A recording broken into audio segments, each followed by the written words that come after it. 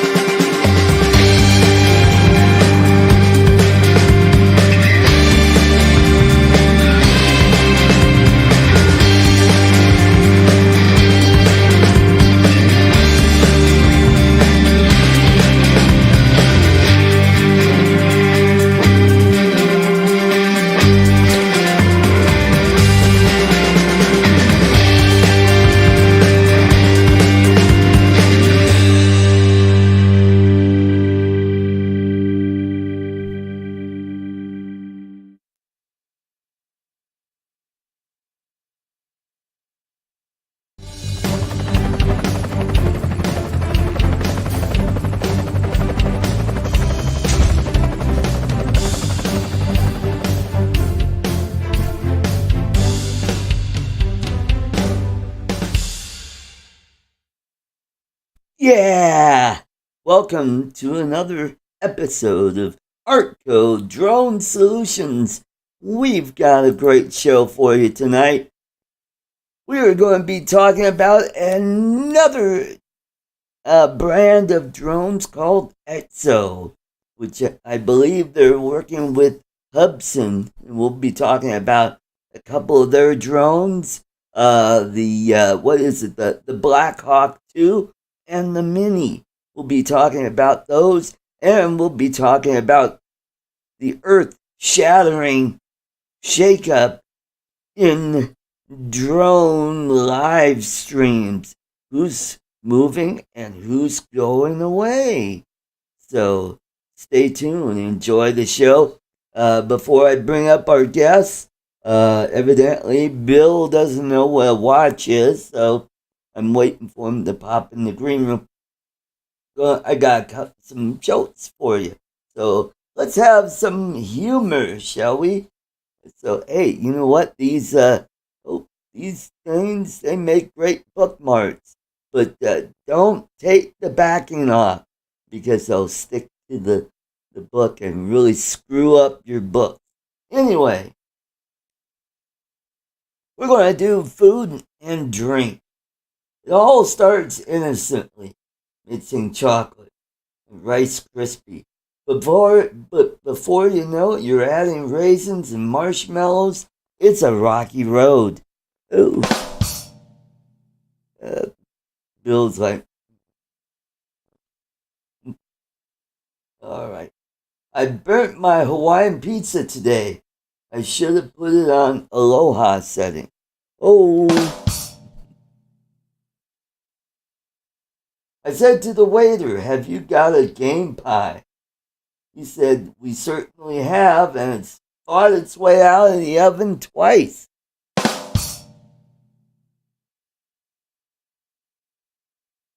I said to the waiter, how long will my spaghetti be? He said, I don't know, we've never measured it. Oh.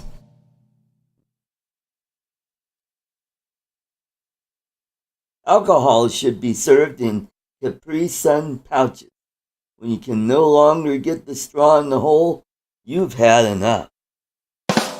And Bill should know. I couldn't sleep last night. Got up at 5 a.m., made tea in my pajamas. I couldn't find the teapot anywhere. Oh! Someone threw Chinese soup all over me this morning. It was a wonton violence. Bill's like rolling his eyes. Then there was a sadist chef who enjoyed beating eggs and whipping cream. Oh. Jokes about white sugar are rare. Jokes about brown sugar are demerara. I went to a restaurant that serves breakfast at any time, so I ordered French toast during the Renaissance. Yeah. Best way to make apple crumble is to torture it for 10 minutes. Oh. I always mix up chutney and pickle. It makes me chuckle. Hey, these were written by an Englishman, so sometimes the jokes they don't translate that well. But all right, let's do a few more, and we'll get this party going. Dijon Vu, the same mustard as before. Oh yeah. I opened up my chocolate bar today, and inside the wrapper it said loser. Now that really hurts because there was no competition. Ooh.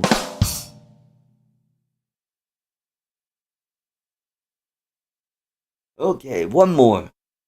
Waiter, this coffee tastes like mud. Well, sir, it was in the ground only 10 minutes ago. Oh, boy. Alrighty.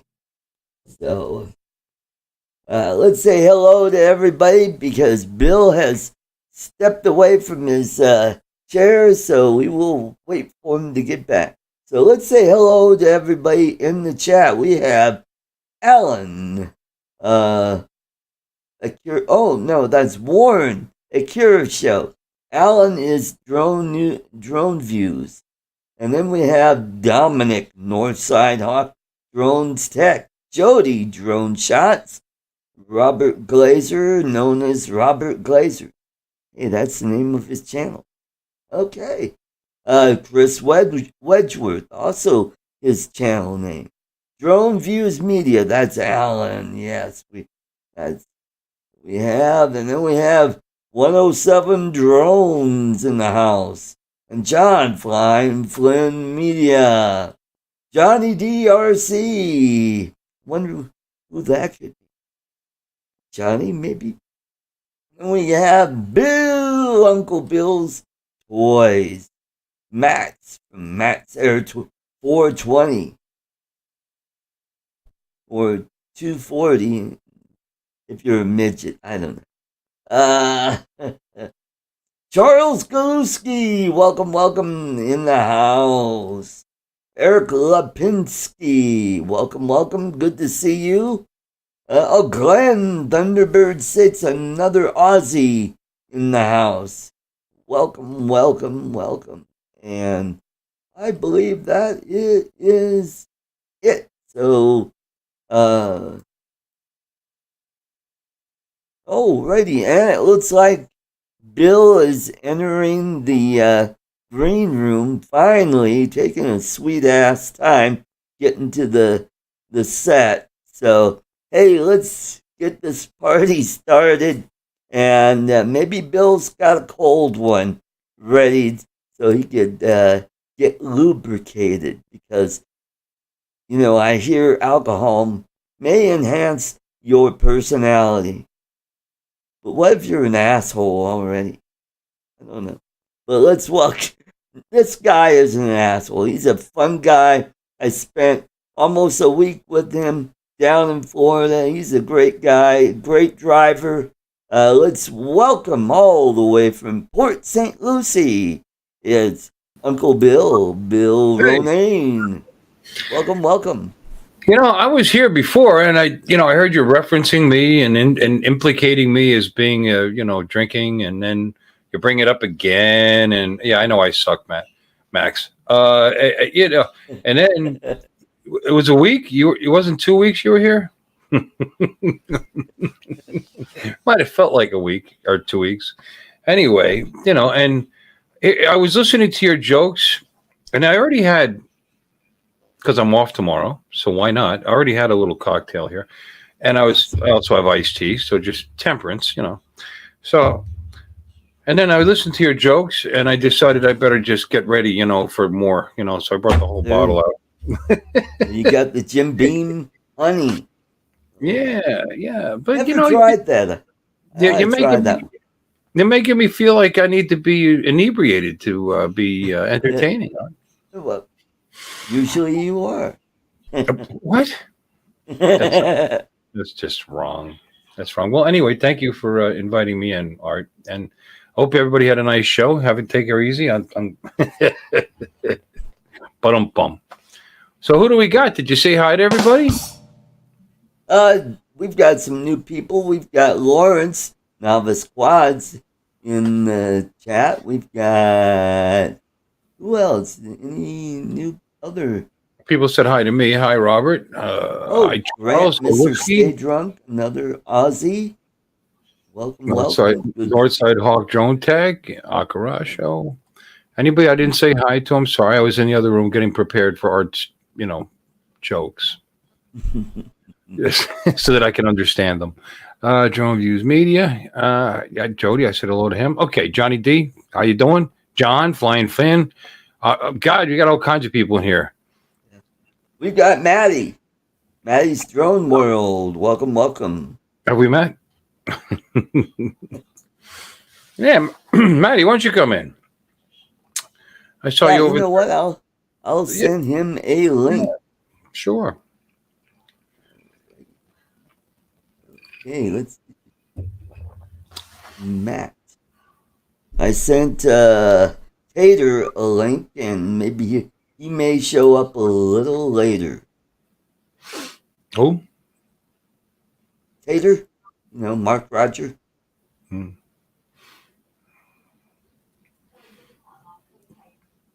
You didn't get an invite. Ha ha ha ha. Okay. 107 Drones. How you doing, brother? Good to see you. I've been on a lot lately, so I tend to run out. I'm running out of things to say, so I have to drink a little. I'll think of something. I have. Yeah, I've been you were on Matt's show, Northeast Northeast Drone Production. Productions. Yep. Matt North, and then I was on Maddie's show Tuesday, and I was on with Johnny on Wednesday. Was it Wednesday? No, it was Sunday. Sunday morning, I was on my own show for a bazillion hours as usual, and now here I am. And what else is there to say? Mini 3 ain't got it. Well, we've got a couple drones that are of a different brand that we don't talk about a whole lot, that's been in the YouTube sphere lately. Hold on. Oh, man. Okay. The EXO Drone, which is now, I guess, is part of Hubson. And I've been seeing some reviews on the drones on YouTube. Ken Dono's been doing some reviews on them. Oh, hey, Herman. Good to see you. And there's the Blackhawk 2 and the EXO Mini. So I've seen a few reviews. I've seen some positive, some negative. It seems to fly okay. The Mini Pro, I watched the most recent one, and who was it that did it? And he said it was like 20 to 30% of the time that the horizon was off. Right. Aside from that, the video was good. The camera, he said, was really very good. So, I guess if you don't care whether your pictures are on an angle, but he said the camera was very good and it flew fine. It's different. He was saying about how short the arms are when you fold it up. It's just folds right in. But who was that? Who did that? What he said, drone. Oh yes, that's right. Yeah. Right. There's several of them. There's the Mini. There's the Sign Master 2, the X7 Ranger Plus, and the EXO Scout. But the pricing is too high for this drone. Yes, I agree. Look at the price when you get more than one battery. You go from $799 to $949 for two batteries, and then $1089 if 3 batteries. No, I mean, if it was a couple $100 less, I think they'd have something there, but they don't. Yeah. And it can't be because it's two company. It's one company putting their, selling it, and another company making it. So they got to get their override on it. So that's what you're paying for, And it's got a 48 megapixel camera, obstacle avoidance, front, rear, and below. The video is 4K, 200 megabytes per second. Camera sensor, a 1/1.3 inch CMOS. Slow motion at 2.7K at 60. Flight time 35 minutes. Not bad. Aperture f1.85 to f12. So it's got a variable aperture? It looks like it. Yeah. That's interesting. I was about to say it's almost like they took a camera from because that's the size of the sensor on the Mini 3. And I get this is just competition for the Mini 3. But let's welcome another Floridian all the way from Fort Lauderdale. Let's welcome Matt Cundiff of Maddie's Drone World. Welcome. You talked me into it. So this is the bigger one. So this is like competition more for the Air 2S, I guess. Yeah. But it's like they put the size sensor from the Mini 3 on it, and so it's like I guess it's priced in between the two. But I mean, you're close enough. You may as well get an Air 2S and get a real drone. No, I mean not that it's not a real drone, but I don't know. I just to me, ways to go. a little bit of gimbal issue here and there. Oh, they'll fix it. Well, they've never fixed it before, so why should they now? Yeah. And also, it folds up differently. It folds inwards instead of having the back or the rear ones, flip under. Yeah. And the front ones fold back. A big problem with my drone is the fact that I have to turn the arms this way instead of that way. Right. Woohoo! Great job. Who cares? How does it fly? I honestly believe it's not going to be as good in the wind. I don't care what anybody says. If you're that compact, you don't. I can't see the characteristics being as good. I just can't. But I could be wrong. Funny. They're always there. That's what they do best is they rip off designs of other. Right. They've always done that.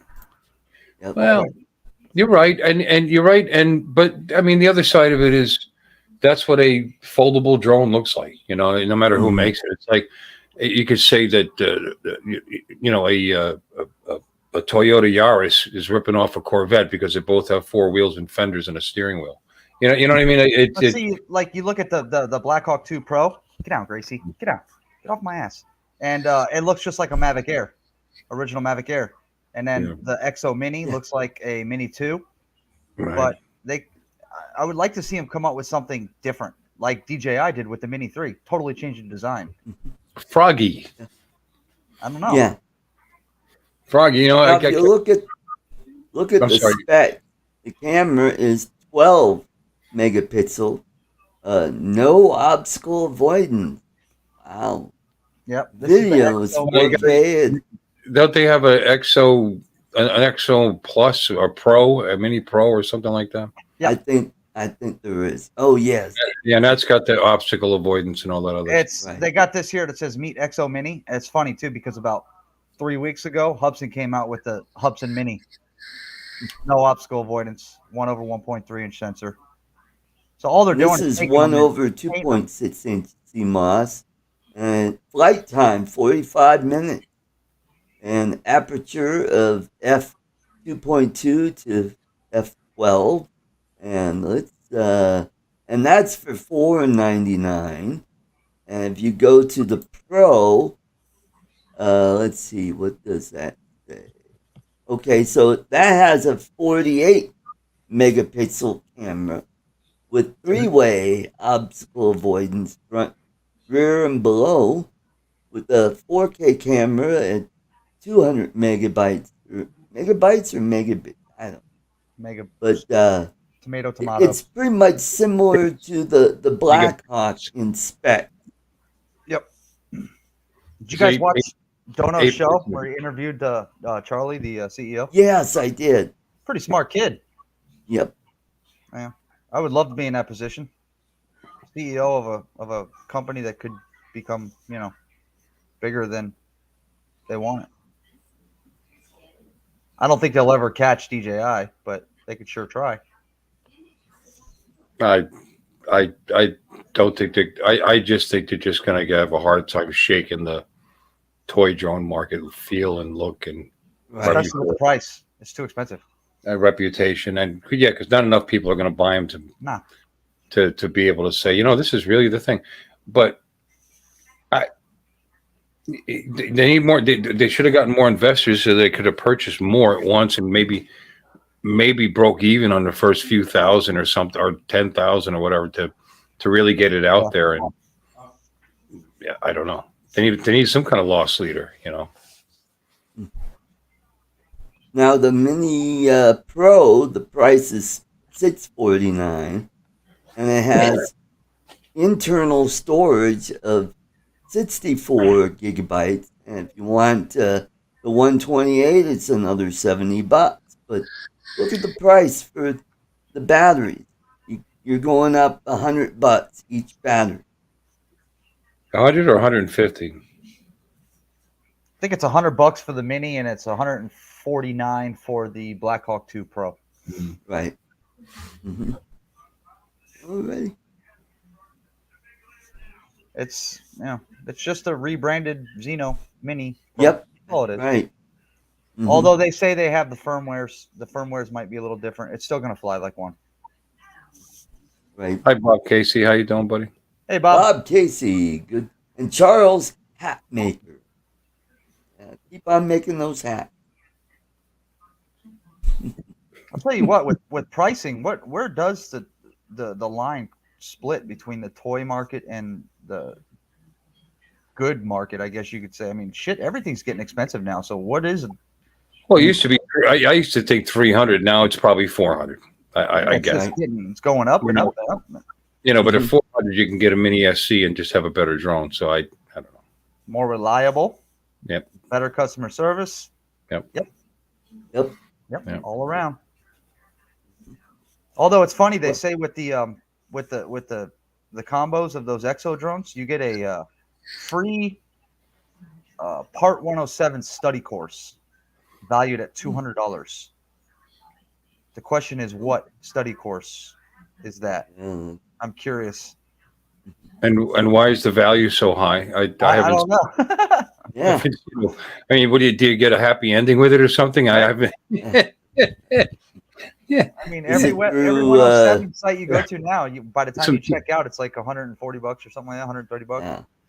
Is it like what was that? Pilot Institute or they don't tell you. Pilot 101, or is it 101's not even $200. But I'm not going to get a reach around with it either. So I don't know. What are they going to do for us for that $200? I'd like to know. Inquiring mind. I might buy a drone. Oh, but anyway, I don't know. Let's hope that they do okay. The more pressure and competition in the business is always good, And I'm actually considering getting the Mini 3. I know I've said it before, but I had a feeling you were going to.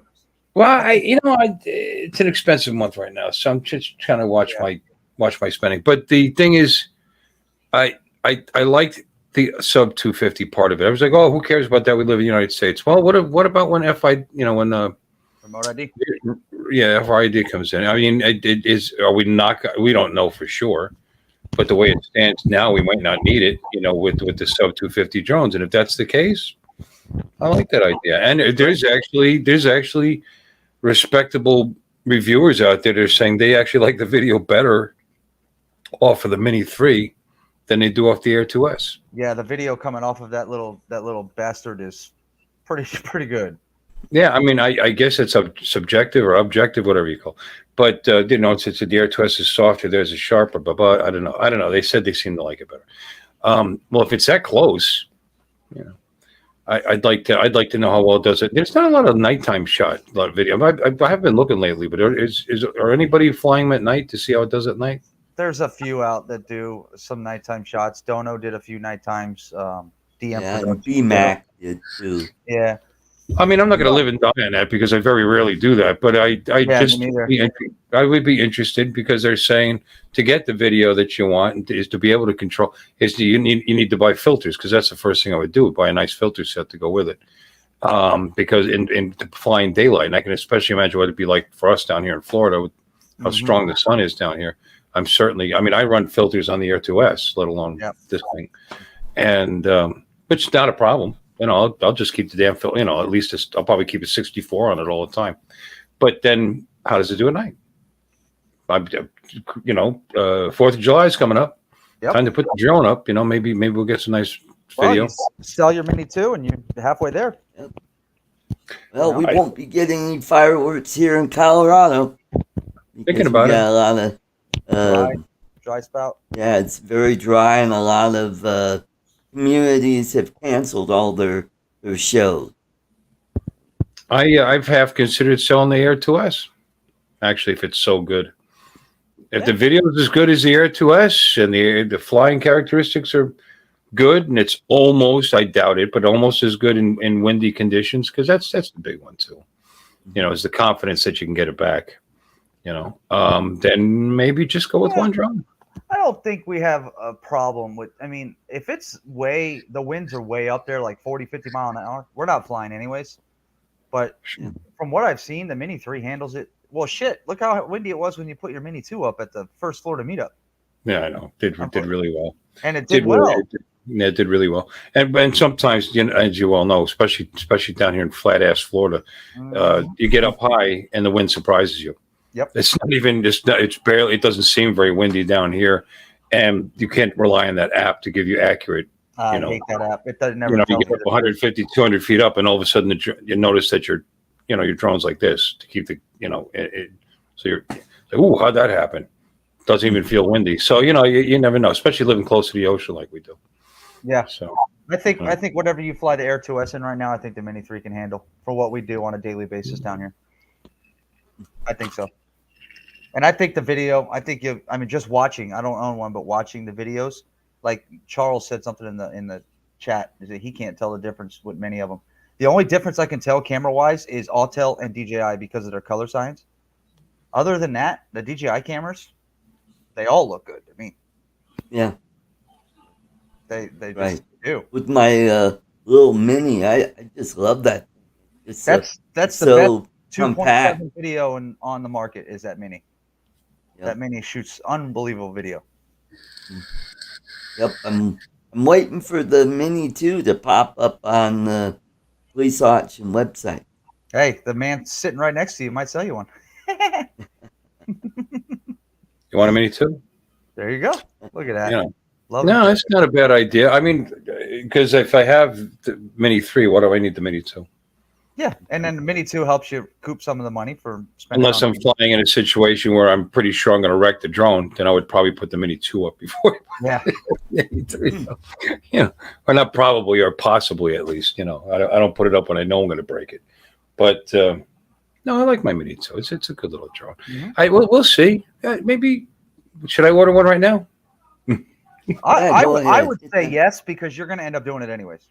You are. Yeah. So might as well get it over with. I think I should. But I used up all my holidays already. My anniversary just passed. My birthday's already passed. I got Father's Day's Sunday, but that's a pretty big present for Father's Day. Mm-hmm. Well, at least for me, I've got plenty of holidays. That's what I do. I bank holidays, and it's like, honey, this is for this, and that. This is for upcoming, anniversary and Christmas. And that's what I do. I bank them. Yep. Hey, Bill, Twin Dynasty, good to see you. Oh, and if we don't see everybody, happy Father's Day to all you fathers. Yeah. I got them all over here. I got all 5 of the kiddos. Yeah. All right, I think I'm going to buy it. That's it. There you go. Yeah, buddy. There you go. I think you'll be satisfied with it. Everybody that I've talked to loves it. Marcus, Ron, I like them all. Honestly, what's not to like? I like them all. It's a DJI drone, man. You can't go wrong. Yep. I like all drones. I mean, even if it had some crappy Femi or whatever, I don't care. I'd like it. They have their charm. They're fun to fly, man. It's just that's all there is to it. The Telo's as far as compared to what we fly, is a piece of crap. But I like that too. It's fun. Yep. They're all what they are, and they're all what they are, and they're fun. Mm-hmm. Yeah, I get into that's funny because I get into that with other people that say, well, why do you need a Mini 3 if you have an Air 2S? Well, why not? That's the fun of the hobby is buying them, isn't it? I mean, if you're just going to stick with one drone, then it just kind of. I just still think due to the weight and the strength of the motors that I'd be more confident in shaky conditions with the Air 2S than I would. Yeah. I just would. But that's maybe I'm wrong, but I would. Hey, Rob, good to see you.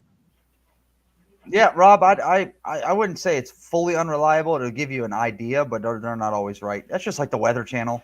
I mean, especially, like you go to places like down here in Florida, it'll say it's going to rain 50% chance of rain and it never drops.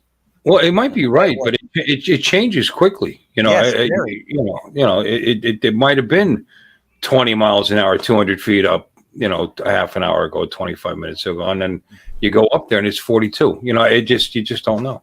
Yep. And gusts are gusts, they happen. Yep. Mm-hmm. Yeah. John said my biggest issue with the Mini 3 is the damn gimbal cover. They're going to come out with third-party ones, but that's why I bought that Snap-on one for my Air 2S. Those DJI with their gimbal covers are so weird. The Mini 2 was the easiest one. Yeah. I mean, even the Air 2S was pretty easy, but what a pain in the ass sometimes. Well, it does force you to be careful, doesn't it? It does indeed. And now that Mini 3 with that new gimbal design, oh my goodness, I can only imagine. You know, you got to take care of that gimbal because, you know. Anyway, yeah, like you said, there'll be an aftermarket one that covers the whole face. Come out with something. Pop right on there. How you doing, Bill? Kin Dynasty. Where's Chuck at tonight, Art? I believe he's on assignment. I think he's out of state. Gotcha. Oh, well, since Chuck's not here, let's be really mean and negative about DJI for about 15 minutes. Toilet bowl stuck, mother. You know, I just fucking. No, I don't hate it, but it's terrible. They suck. No, I love my drone. Bipolar there. Yeah, that's right. Hey, which he'd be great to be on your bowling team. You could be the bipolar bowler. Bipolar bowler. I'm still here, Art. I just got dinner, so I don't want to eat. I hate eating on camera. Yeah, that's we hate eating. I actually wolfed down a gigantic bowl of angel hair spaghetti and meatballs. My wife made some meatballs. And your wife's a good cook, huh? Your wife's a good cook, isn't she? Yeah, she is. Yeah, I had some menudo when I was over at their house. Well, she's Filipino, right? So yep. they're usually always good cooks, aren't they? Most of the time. It depends. Some of them are uppity, but not her. She's down to earth, and she likes cooking. She likes trying different things and experimenting. And sometimes it works out, sometimes it doesn't. But she makes a good sauce, and she knows how to make a good meatball. I mean, nice. That's not rocket science, but she does a nice job. And I had a reminder. That's the pasta I like. I like the angel hair. Holds more sauce. I'm a sauce guy. I mean, Dad, he's a dry guy. He likes just enough sauce to flavor the noodles. Oh no! I gotta have it loaded. Yeah, me too. Yep. I kind of like linguine noodles. That's just me. I do too. I like all kinds of pasta. I like all pasta. Yeah. Probably shouldn't eat it. It's fattening as hell, but just love it. You only live once, bro. Yep. It's all about portions, Bill. Dude, I eat McDonald's all the time. I can't gain a pound, and I don't know what the hell's going on. I mean, maybe I'm dying. Who knows? She served my food in a bowl that was like this big. I mean, do you remember the bowls that she pulled out there? Yeah. It's unbelievable. And a giant thing had 4 giant meatballs on it and a big pot, I think she cooked 3/4 of a pound of pasta was in that bowl. Well, you don't have to eat it all. I said, well, I will.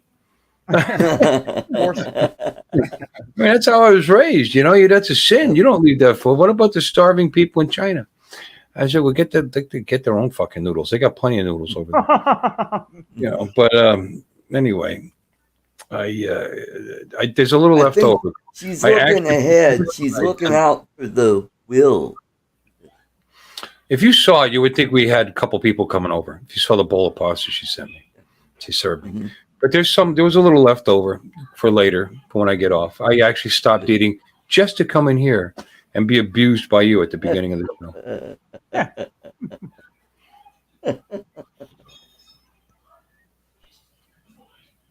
I'm reading the chats. Yep. So everybody knows I will be on tomorrow night. I know it's Father's Day, but I mean, we're not doing really anything. I'm just kids hanging out. So you will be off? No, I'll be on. On. Good. Cool. Yep. 7 o'clock. I saw. Obviously, I was in there, and I saw you in there too. I saw. Philly was on tonight. Yep. Yes, he's on right now. He's on 2 nights a week, full time. He does Saturday nights at 6 and Tuesday nights. Oh, that's what he's doing. He didn't move back. He's doing both. No, he does both. He does Tuesday nights without lawn and Saturday nights with lawn. Who's he got? Ron and Lon. Pretty much. Yep.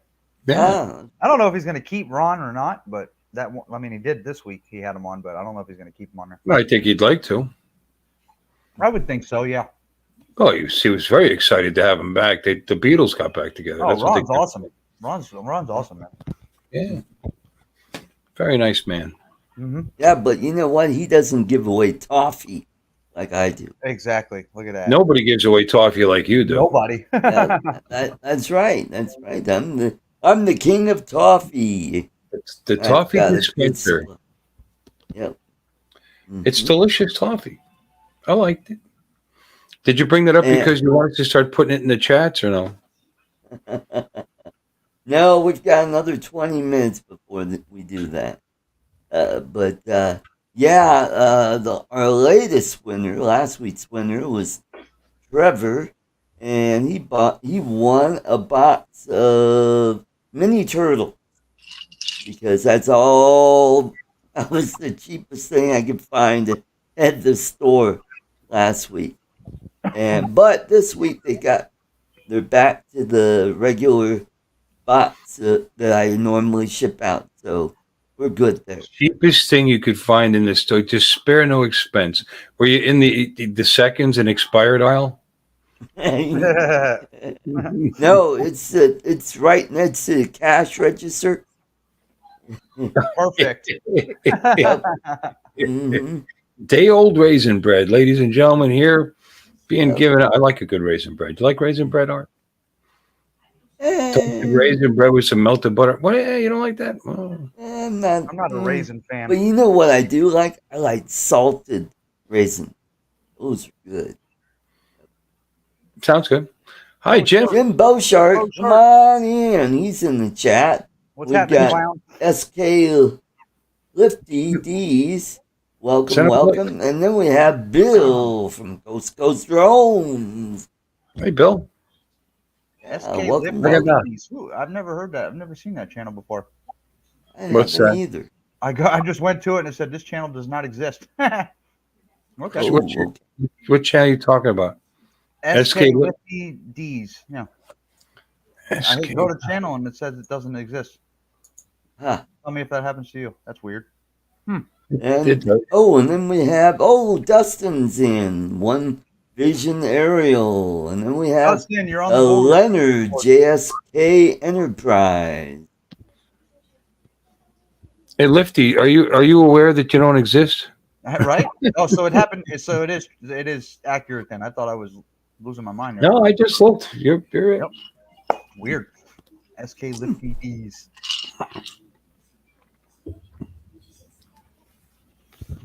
And we've got Wedge and Big. What's up, Paul? Welcome, welcome. Good to see you, sir. And Rat RH. Welcome, welcome. Good to see you. Got a good crowd. Hey, I just can't do the Gilbert Gottfried voice all night. Kind of like Mike does all that. Dynamic range.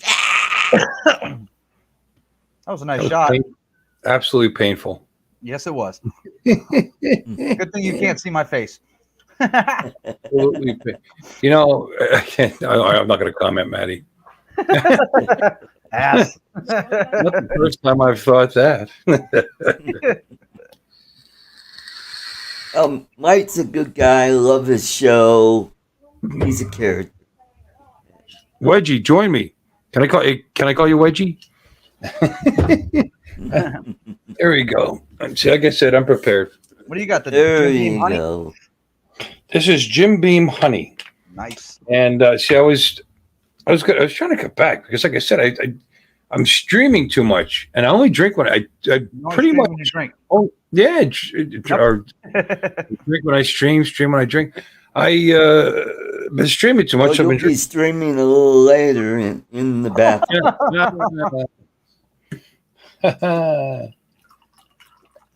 Oh, hey, Paul. Okay. So I was Wedge and Big is intentionally Paul. running myself out of booze, and then for my anniversary, a little extra side gift. My wife got me that big boy. There So- you go. God, that's only like a couple of sittings. I'm Jim drinking too Beam much. honey. That sounds good. I like It Jim actually Beam, is. so Honey was Oh. honey was the honey whiskeys were the first flavored whiskeys I tried, and You know, they're not overly sweet, and it just mellows it out, makes it easy to drink. Oh yeah. It's very Oh, nice. cool.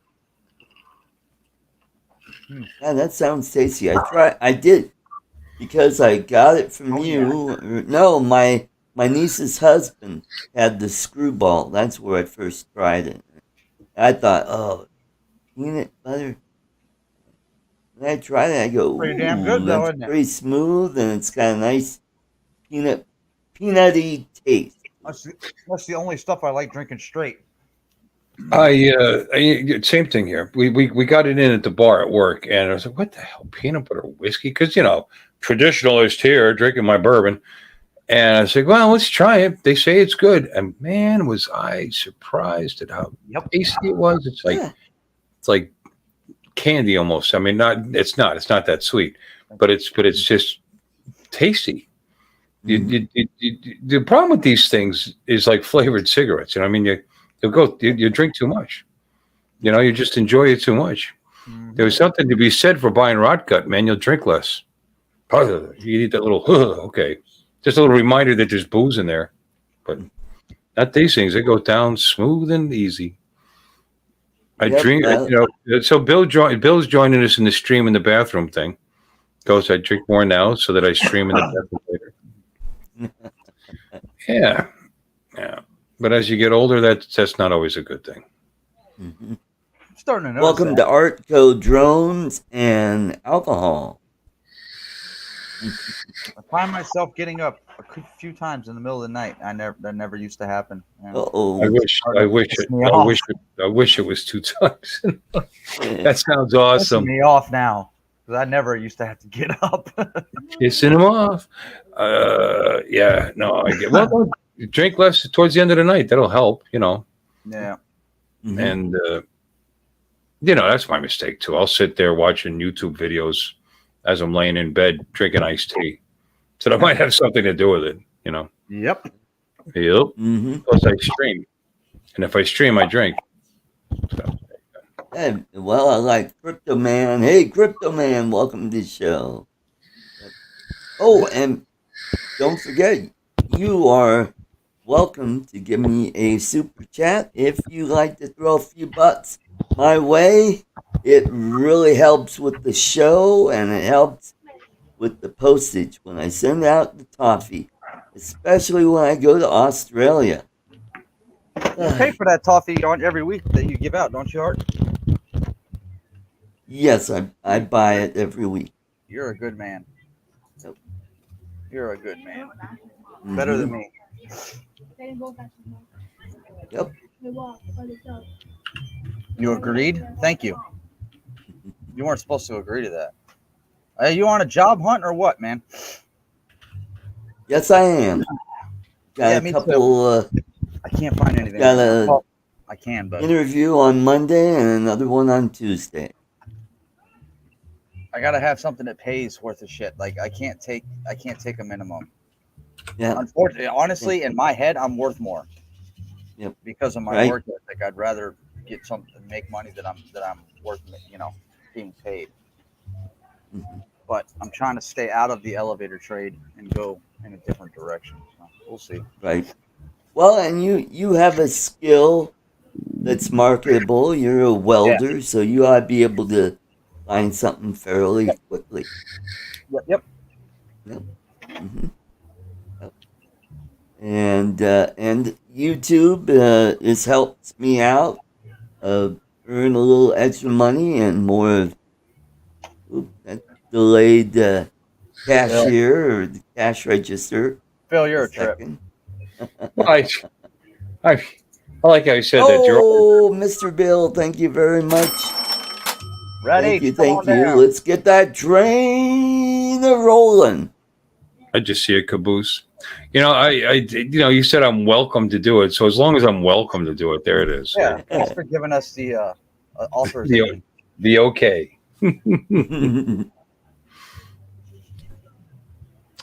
Anyway, so Toffee. Well, you got 10 more minutes, guys. For the love of God. All right, so let's talk about some of the shakeup in channels moving, channels going away. Not shows going away. Maddie he's moving to a new night. Tell us about your new night you're moving to. We're moving to Sunday nights at 7 p.m. Eastern Standard Time. When I say we, I mean everybody there because That's right. It's Sunday, Sunday, Sunday in Maddie's Drone World. Well, I'll explain why. So Mikey from Philly Drone Life used to run Tuesday nights, and that's when I didn't have a show. And then when people kept asking, Matt, do a show. So I was like, fine, screw it. So Mike stopped doing Tuesday nights. So I reached out to him and I said, hey, I'm going to take that time slot because everybody wants me to do a show, and Tuesday night is the only night open at 9 o'clock. So he said, no problem, because he moved his to Saturdays, and at one point he was on a Wednesday. So I took Tuesday, and I've had it for like 6 months or 8 months, something like that. And just like out of nowhere, he came back, and now he's back on Tuesday nights again. So I figured, you know what? I don't really want to bump heads with him, so screw it. I'll just move to a time where nobody's on. And hello, Tammy Jean and Michael Blade. Welcome to the show. Good Tammy Jane. Tammy Jane. I'm going to make an announcement. I'm Sunday at 10. I decided it's much too late. I'm going to start my show 3 hours earlier. And we'll do a simulcast. Yeah, I should do it earlier though. Not up against Maddie, but how long are you going to do? Mr. JRC, thank you. Well, if you do it at because we do that FPV quadcast every other Sunday at 8:30 now.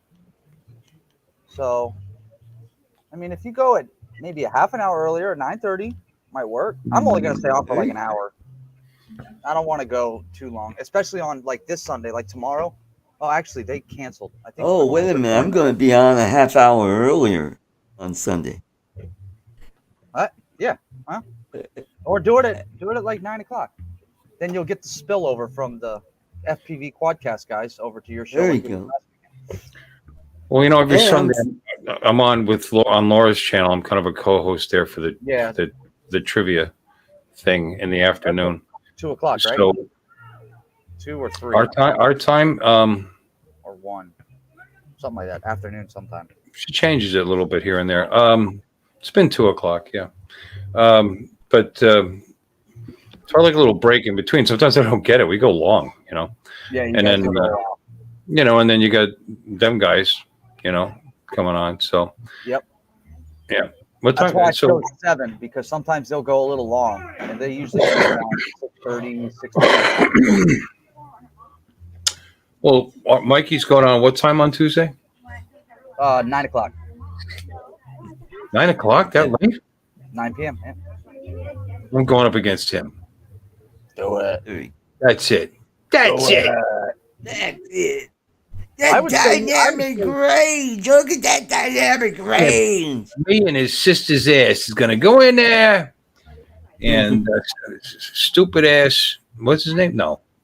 Stu. Pid. Yeah, see, Anyway. Coast, but that's the thing about me is doing what's best for me is it doesn't matter to me because I don't rely on this as a job or anything. This is just screwing around to me. So I don't care when I do it. Mm-hmm. It doesn't really bother me. If I move off on Tuesday nights, if I'm averaging 40 viewers or 35 to 40 viewers, and I move off on Tuesday nights so that Mikey can get a few more in his, then screw it. That's what I'm going to do. Mm-hmm. There you go. Hey, Trevor. Good to see you. Getting all the Aussies in. Plus, I get to watch all you guys. So if I'm on when somebody else is on, I don't get to watch. Being on too late, I think, hurts me in some ways. I've had people tell me you're on too late. I don't stop in. I watch it the next day, and clearly people do because my view count doubles. Yeah. Yeah. Not that it's big, but Mine does too. Mine does too. My view count doubles within the week because of because mine 9:15. No, that's because I watch your shows 20 or 30 times. Yeah, that's because you're on them sometimes. No, but even if you move to like 9 o'clock, you know, it gives people. Well, and somebody I'll is look at it. leaving. Is not doing a live stream after show So he number says. 300. If you believe it. So he says. Yep. So he says, Cool. first of all, that's way down the road. That's 45 weeks from now. Yep. So, Maddie, what is that? 11 months. That's Yep. You know, so he could change his mind 6 times by then. Because he's tired, he's burned out, he's putting so much into it. But I'm sure it makes him a couple dollars. He makes quite a few bucks. Yeah. I mean, but if he's not loving it, then he shouldn't do it. You know. Exactly. Yep. Exactly. I mean, he gets about like 300 views during the show. I mean, I've seen him get as high as over 500 viewers. Oh yeah, viewers. Yeah, no, it's always over 300. Yeah, yeah. So he's doing something right. And all those super chats, man, he's just amazing. Yep. And some of those people that come in and drop a big one, it's like, wow. He was off. He was off on Thursday night. Something was off with him. Yeah, he was off a little bit. Like there was money coming in, and he never even brought up the super chat train. He completely forgot about it. He mentioned a few. He missed mine, but he mentioned a few. He didn't do the super chat train though, like with the music and everything right away. He did the news first and all that stuff. Something was off. Something was. No, he did a train. He did a train. He did it after. Yep. It's like he forgot about it. Yeah, he put Beauchard up early. Really early. Yeah. Really early. I know what it is. Now he's gonna lose. You know, he's gonna lose Jim for a little bit. Jim's gonna have he's gonna have an operation on his leg. Right. And yep. And his studio's down in his basement, so he's not gonna be able to get down there. So coming up, so he's gonna lose that for a little bit. And that's it. This show's gonna be done after that. Hello. One of my oldest. That's one Hey of there. my daughter that lives with her mommy. And then I got my son. He's around here somewhere out there playing basketball, I think. What do you like? Are the outdoors? Huh? You are older. You want to be on camera? No. Nope. That's what I thought. Ha. No. Anyways. Damn kids. Hey, running around David. Easy Drone Dude. Good to see you. Dude. Yep. Sup? You know, you don't have to wait to get so many people. I mean, you could just create a Patreon channel. You don't have to do it through YouTube if you want to make a couple dollars. All right, do you have a Patreon channel? You know what people have been using a lot lately? Yes, I do, but I don't want. You know what? I should get it set up, but you know what? I have that join button. It's almost like Patreon, But it's not. Except YouTube takes. It's almost like, but it's not. People have been using Twitch lately now too. That's a new streaming platform I hear a lot about. Is Twitch. I said Chris Wedgeworth. We know you're here, Chris. Yeah. Everybody knows when he's here. It's because he's always Well, here. that's because he's always here. Yeah, He's always here. you know, you're reading off all the names. Oh, and by the way, hi, Chris. Whether you see his name or not.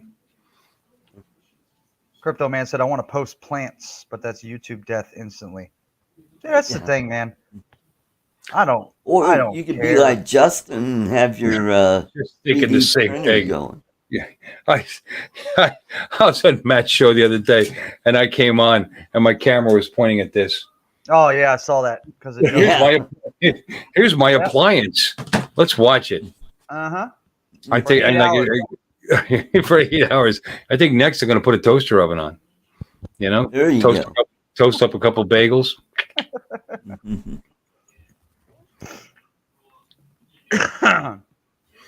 Oh, do you have a like Wedge button? and Big or Paul? Thanks. Smash Oh, that Eric. like button. Smush it. No, you're up to 31 somehow. He said somehow. Ooh. Cool, cool, cool. Big So, water. did you guys see my latest video on taking real estate photos seen and that one yet. tricky places? I'm so far behind.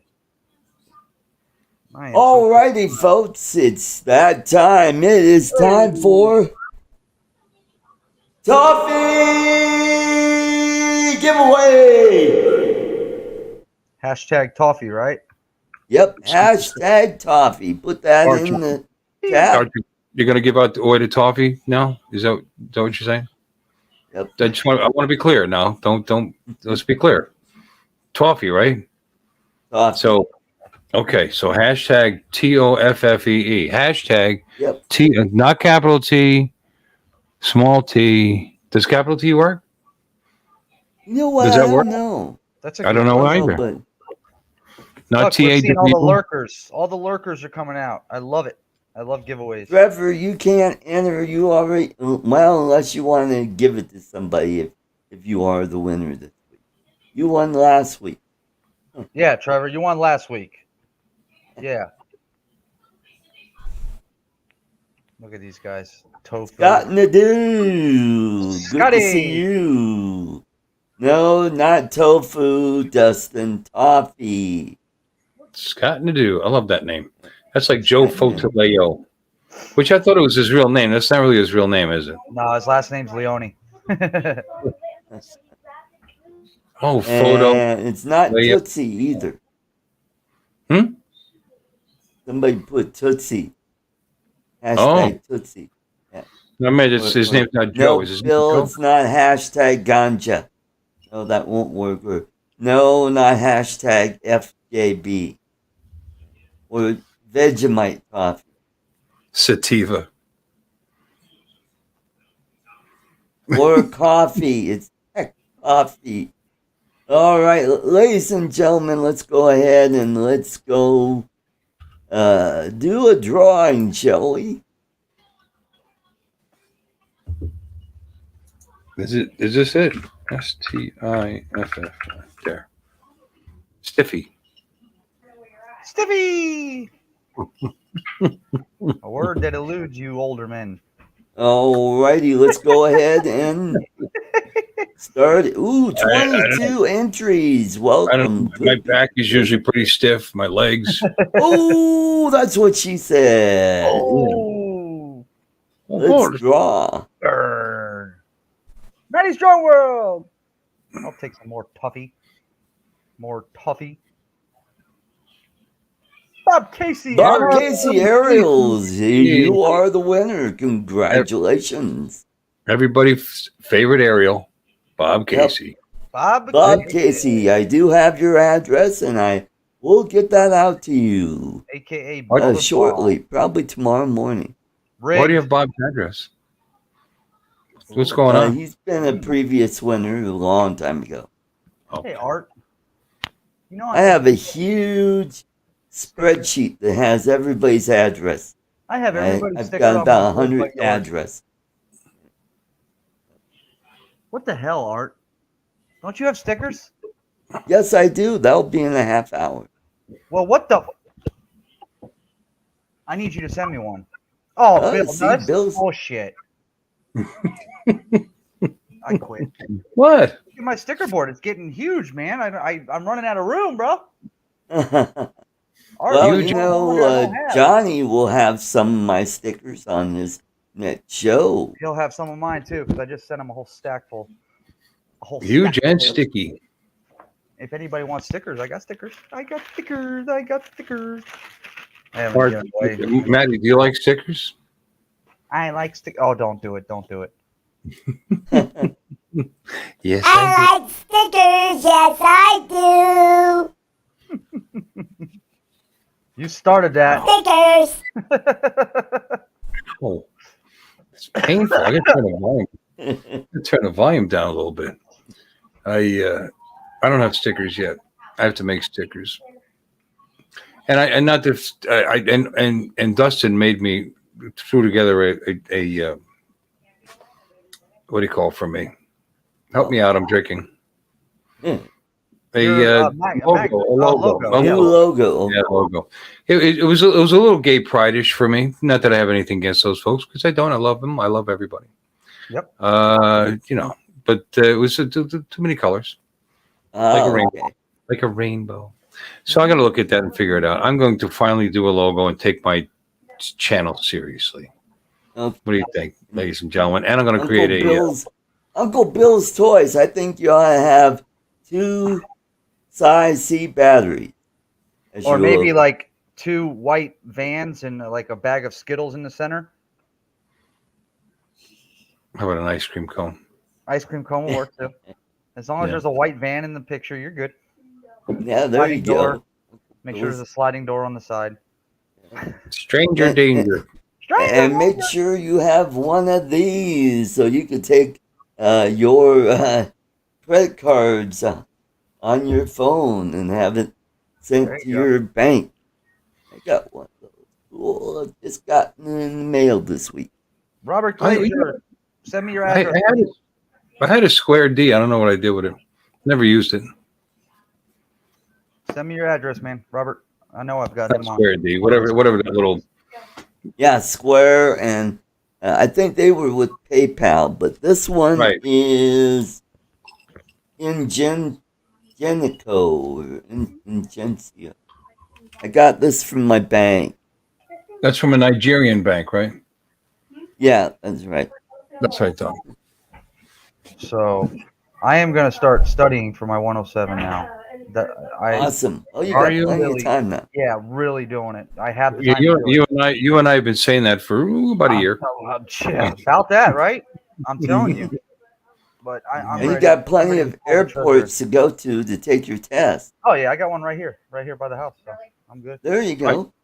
I bought the course from Remote Pilot 101. Yeah. With the Ken Heron 18 discount. Quite the deal. Right. And that was shit. I don't know, a year ago, 10 months ago. It's been a long time. And I started and I get through a few of the videos and I take so long to go back to it that there's new videos because things have changed. Yep. That's how long it's taken me to go through it. Matt, you're muted. Yeah, I know. I was handling something with my daughter. Yeah, Okay. it's about time. I just need to just get it done. hmm Get it done. Get Well, it and done. then once you get it done, when you take the recurrent, it's free. Which is cool. The recurrence free? Yeah, because you take the And it's trust all test. online. Yeah, It's online, so you and you can't you fail. can't fail it. Well, Yep. the test is free, but you don't pay anything for a new issuance for a no. Not anymore. Hmm. Nope. They made it simple. I wish they'd make the first part 107 test simple. They can't even do that though. We're learning stuff that man pilots Study have to those sectional maps and weather. So Well, do they have an FAA testing center at that airport by you there? no, unfortunately, there's no PSA center there. It's just There's one. flight schools one and near- shit. There's one nearby here. Yeah, I know. it's cheaper. I know that, but I tried to find one as local as I could. There was one down in South Miami, and it's like, screw it, it's not even worth the drive. I'd rather just pay the extra money for it. Right. Yep. And I live pretty close to Front Range Airport, and that's where I took my test. Yeah. And when I took my recurrent, it was like just a few weeks before they came out with the trust test. If I would waited a little longer, I could have taken it for free. Hmm. Have you taken the trust test, Artie? No, I haven't.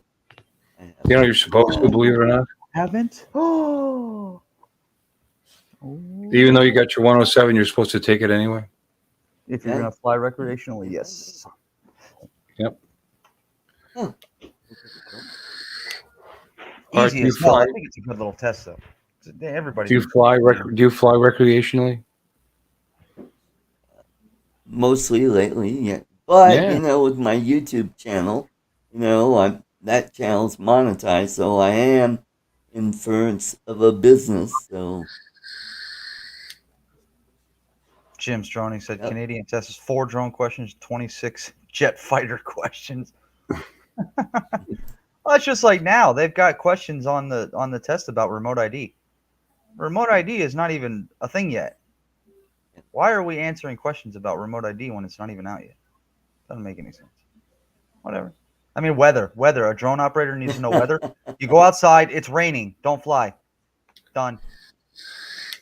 What if you have a splashdown? Huh? A splashdown drone. What if you have one of those? Oh, a splash Yeah. drone? Oh, look, it's raining. Yeah. Oh, fly anyways. Yeah. Well, I fly Yeah, the exactly. Femi in the rain. I fly the Femi X8 in the rain. That's because you're hoping you'll lose it. I get it. It's actually rain resistant, but it flies in. I've flown it in downpours, and it's done perfectly fine. Oh wow. I'm fairly rain resistant. I still don't walk out in the rain usually. I hate the rain. I run like a little girl in rain. No, you don't. That's Get serious. out of here. I love a great. rainy night.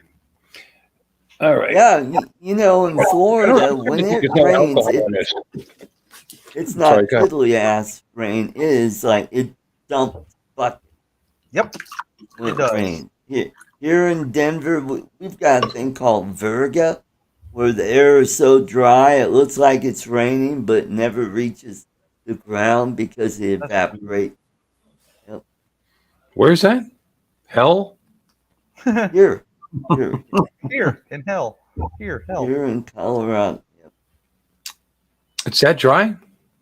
Yep. Wow. Wow. Yeah. Yeah, we don't have that problem in Oh. Florida. No. Nope. No, it's been hella humid lately. It Oh just- yeah. Ugh.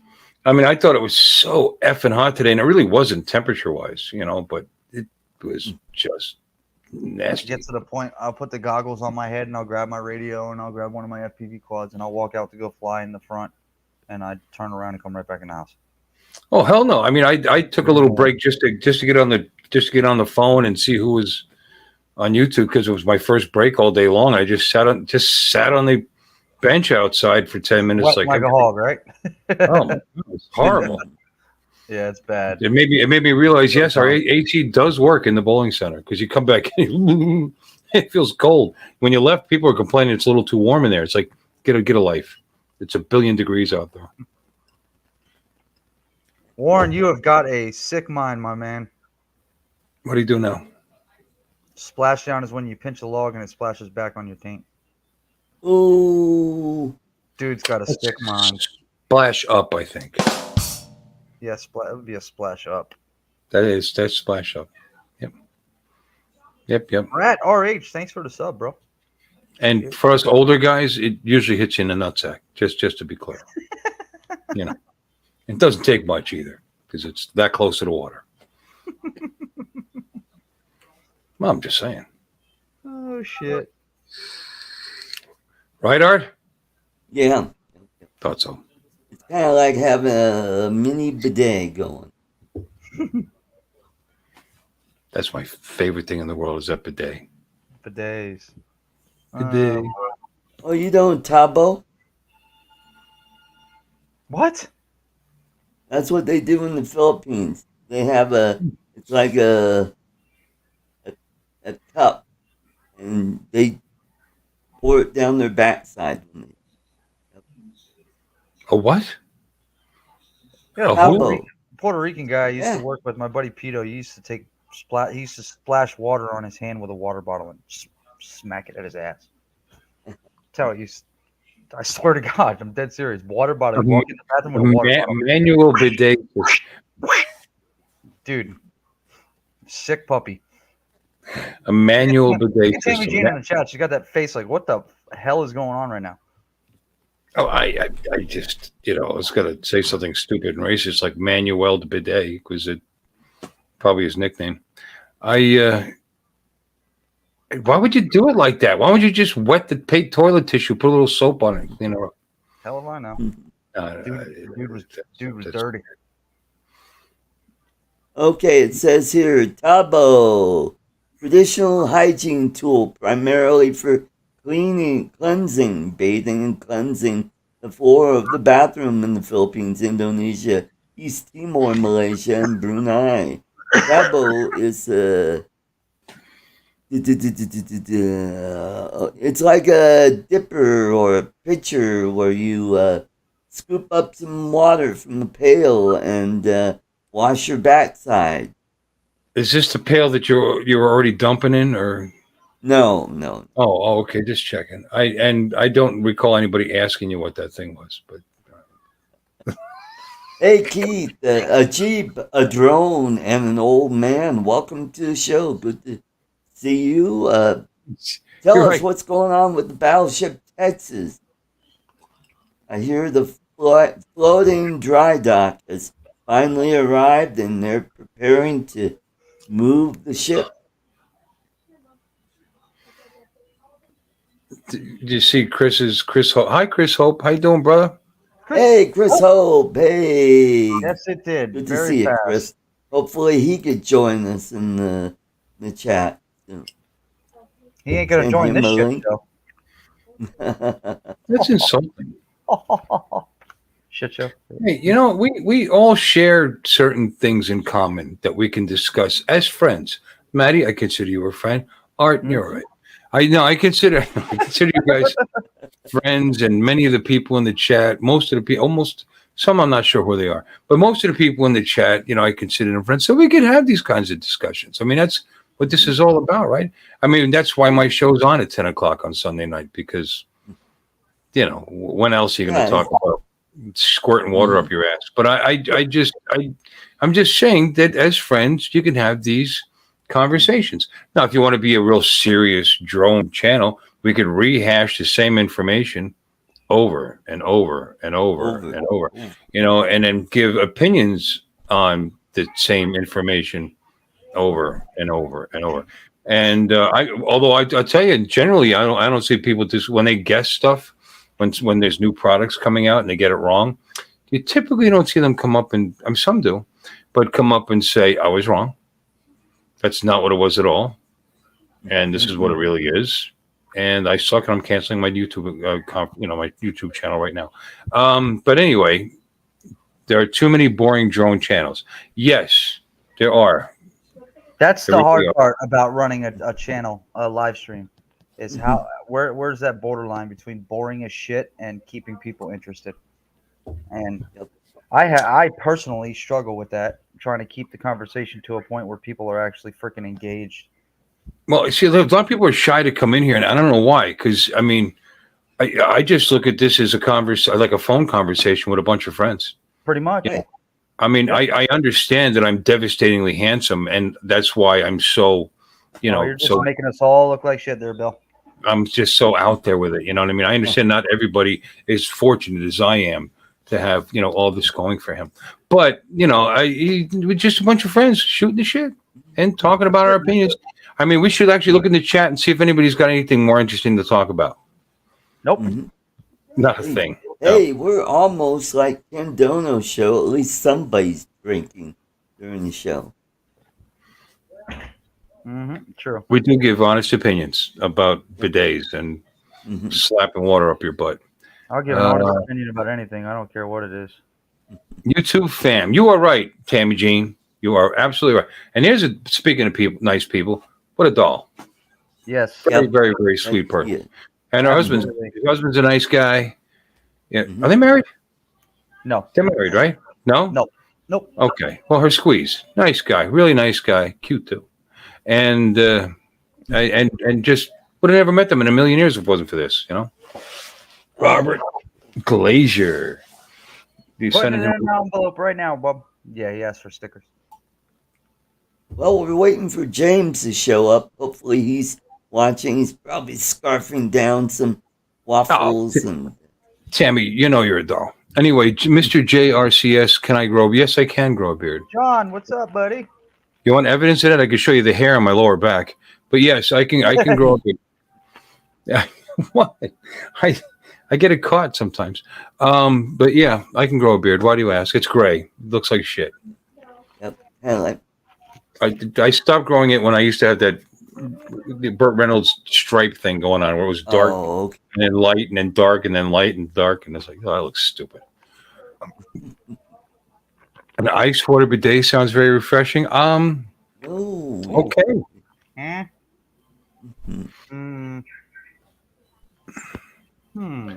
If it's the bike, you want to see my bike? I can do that. You do have a good looking bike. I really like it. I should get on it. You know what? Tomorrow. There you I go. do. I do have I do have a honeydew thing to do tomorrow. We got that, and some of you have seen a picture of me sitting in it. We got that inflatable jacuzzi back there. I'm getting rid of it. Yeah, they don't last. That's like the fourth one. You spend like $400 because the liner breaks or the side of it because of the sunlight down here. Yep. I mean, I've been putting canopies over the top of it to protect it, which made it last longer. But then the pumps breaks down. I give up. Someday we'll get a protected area back there and a real one. So that's my honeydew list tomorrow, is to drain that out, get rid of it, clean that area up, and we'll probably put stone down. And anyway, but aside from that, I could get on my bike for a change finally. Maybe go for a little run, maybe do a little flying. We'll see. It's Father's Day. Well, you know what, Bill? Maybe you could turn that jacuzzi into maybe a fish pond. Go catch some fish down at that canal and throw them in there, and hey, throw some koi in there, and you could be just like Captain Ray. Well, if I wanted to kill fish, I'd catch them and eat them because they would end up dying. Oh, the bike. That's what I was doing. I lost track. A Jeep, a drone, and an old man. ArtCo be using StreamYard. Any pointers, surprises to look out for? Nope. Pretty straightforward, bro. Yep. There it is. StreamYard is pretty straightforward. Once you get the hang of it and the banners and the brands. I have the free version. Yeah, so do I. I stopped paying for mine.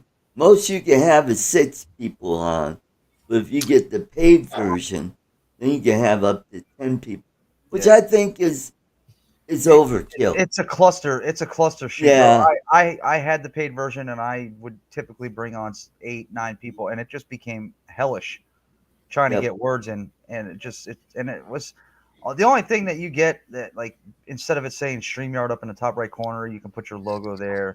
And there's some other little things, but and your background, you can upload backgrounds, you can upload videos. I mean, for your intro and stuff. I mean, there are other things. I mean, you could be like Zoom and like have 50 people go. Could you even imagine? But I tell you the truth, I understand what you're saying with all that, but to me, what pisses me off is that you got to go to the next level if you want to stream in 1080p. Yeah. And that kind of, why? Well, I mean, I understand why. I guess they need more server. There's server load when it comes to that time when you have multiple people and you're streaming 1080p. I guess. Yes, it is. Yeah, it's confusing. Well, it's just confusing with the 3 of us in here, so I can imagine. Yeah. Mm-hmm. The other bidet? Is that what you're calling my bike, a bidet? I have peed on it. No, I haven't.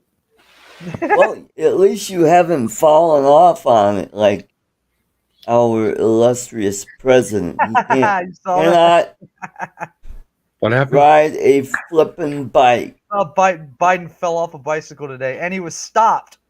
And he tried to get off of it and face planted on the concrete. Well, I mean, I don't like, believe me, I don't like the guy, but is he all right?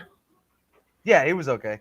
Oh, okay. From All what I was right. told, from what I saw. I don't necessarily want anything to happen to him. I think he was late for his pudding date.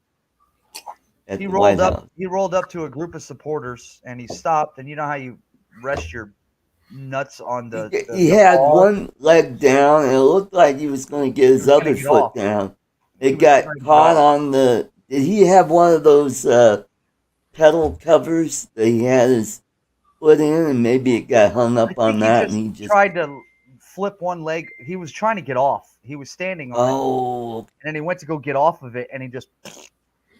He can't safely climb stairs. Why is he getting on a bike? Yeah. Whose idea was that? I think they're trying to get rid of him. I mean, come on. Who the hell's idea was it? Look accidental. Captain Stair Climber, and you put him on a bike? I mean, come on. They're seriously. Man. Time for him to go. And in their minds, I guess. But I don't want him to Gerald Ford is probably laughing his ass off up in the cloud. Why don't you want him to go? Because then you end up with. No, you're right. Yeah. Right. Oh shit. That would be Yeah. worse, probably. No, maybe Yeah. not worse, because you know what the Maybe not difference is? worse, but He as does a lot bad. of stupid shit that's hurting the country. She probably wouldn't do anything. And she'd just sit there and laugh. So maybe we're better off with her. Electric school bus. She doesn't accomplish a damn thing. No. You know. Yeah. Well, now she's going to be in charge of the internet again. So we got the whole. Never mind. Let's not talk politics. That's not what we're Yeah, here for. we'll Yeah, save that for my.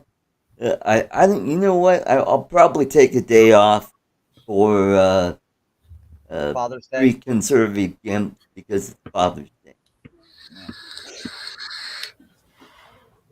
Yeah, that's right. Gerald Ford, he fell Like a rock. down the That's horrible, stairs Arthur. on Air Force One, but Yeah, one Joe time, you know, Biden I mean, managed to fall down constant- going up the up stairs. the stairs more than once. Oh, and how No. about Hillary Clinton? Remember that spill she took? Hillary who? Hillary Clinton, yeah. She's got to make a comeback. Oh boy. Stop talking politics, all right? All right, let's just save that for my other show that I have on Sunday. With Fox FPV, what's up? With Fox, good to see you. Thanks for coming. You sound like you're glad to see him, and he's not blue. He's not. Oh, No. Seems hypocritical to me. Neither is Eric Lipinski. I don't know if you know him or not. She mentions camel toe Carmel. She can't spell her name. Pamela. Eric's Come on. been around a lot lately in my And show. Rob All Sepulveda. right, Swift Fox, you are a Smurf. Eric, you are now a Smurf. Rob Sepulveda, love your street in L.A. Thank you. You are now Smurf. You calling me Yeah. smart? 4 states. Smurf, yeah. It's 4 That's states. where they're blue. Is it Mike? What's 4 states' name? Jeff. Mike. I thought so. Mike's Oh, got a 4 point. states is Jeff. That's Jeff Udock. You make me look stupid. Jeff. Oh, well, George. you know, Hey, I don't George. need any help, Bill. Can't wait till next year, Art. Anyway, Jeff. Well, who's Mike? I don't know. There's a Mike somewhere. Jeff makes a good point. Don't talk about Hillary if you want to stay healthy. That's right. That's right. Mhm. She's been president for 2 terms already. Yeah. You know what? You know what Bill says to Hillary? You know, right after having sex. No, what? I'll be home. No. I'll be home in 20 minutes. I swear. Joke is 20 or 10 years ago. Oh, Warren says he's a 6'1" Smurf. What the hell are all these kids, man? Yeah, Mono- what's with all that racket, Maddie? Half of them are mine. Oh, there's a bunch So of you- kids up well- front. Turn around. Hey, pipe down! You little shits. As my dad would always say. There's a whole bunch of them over there. They're all hanging out in the front yard. Mm. You can say hi. It's all right. Everybody likes her more than me, anyways. Well, that's not setting the watermark very high. Nope. You know, she seems like a nice girl. She is. She's a good kid. They all are. I know. I was blessed with good children. That's good. Thank God.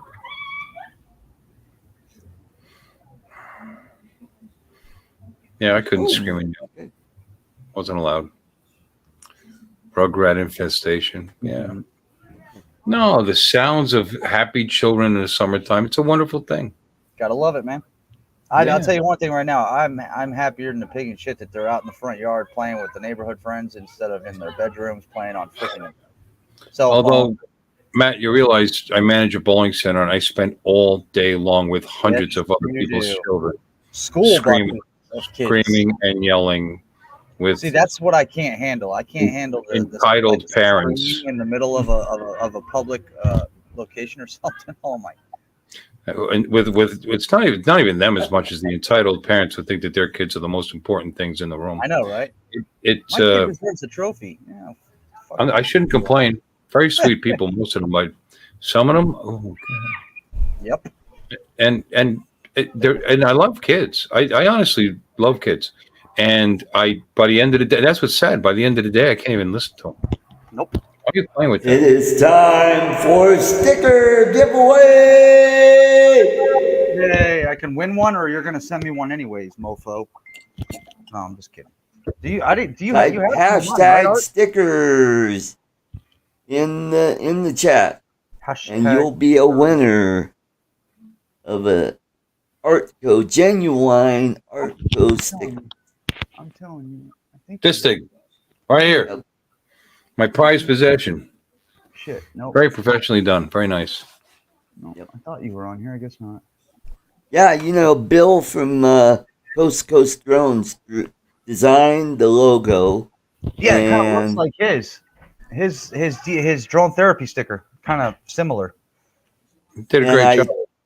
I took it over to Sticker Mule and uploaded the picture, and it came out with this cool sticker. I mean, this looks awesome Yeah, it looks really that good. way with all the cutout on it instead of a plain, you know, Circle, square, well, either a circle or a square. Yeah. rectangle, parallelogram. Let's name shapes. I like the die cut ones. The die cut ones are the best, in my opinion. Ovoid, pear. Octagon, hexahedron. Oh, we're getting into 3D, are we? Yeah. Alrighty, ladies and gentlemen, let's go ahead and spin the wheel, shall we? Well, we're not going to spin the wheel, but let me go ahead and Find the wheel and then spin it. find the wheel and We're waiting. yep. What's the A Art? What's the A stand for? Hashtag sticker. Anus. Okay. You know, that licorice tasting. Oh, it's anise. That's what it is. All right. Okay, let's start collecting, shall we? Hey, Wedgie, that's a nice present. 4 more DJI FPV batteries. Did she spend a couple dollars on you, brother? That's a Oh, pricey there we go. We Father's got Day gift. 22 entry. All right, let's go ahead and draw. Watch, I'm gonna win. I know it. It's coming. It's a coming. It Damn went you, by. Jeff. Jeff mean, Udock, 4 states aerial photography. Is that Mike? Congratulations. George. Congratulations, Mike. George. Oh, Harry? And I do have your address, I believe. So Henry? I will get that out to you. I won't forget his name. Congratulations. Did I meet him? Maddie, was he at the meetup? Jeff? I don't think you. No, Yeah. he wasn't. Oh, then I don't feel bad. Screw him then. I don't feel bad. Okay. Bothers me when I can't remember people I've actually physically met. You know, it bothers me when I don't remember anybody. There's but a even, bunch of them, so it's hard to remember, man.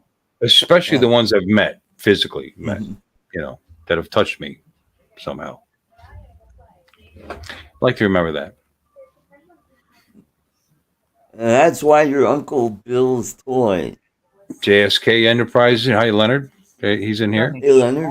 On stickers. Stickers. I like Yes, I stickers. do. Yes, I do. One video. Dustin's in here. We already I said need hi. more. Oh, look who's here. I'll get some Dustin. Chris Wedgeworth is here. Oh, look, Chris Wedgeworth decided to pop in. Chris. Oh, look. I'm out of I'm out of ice, so I have to come back. Oh. Yeah, I'll do like Maddie, I'll do that. There. There. Pulsing. Now you think I've left. I'm still listening. So watch what you say about me. I could still be here. Oh, I we're heard that. waiting for James. He's usually in by now. Hopefully He hasn't forgot. He's been busy lately. His latest video, they were at. They were Maddie. meeting some other people.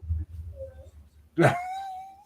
Maddie, that was Going the to. most Oh, intelligent thing I've there heard he you say in months. is. What's that? That belch. Oh, no, it wasn't a belch. I just.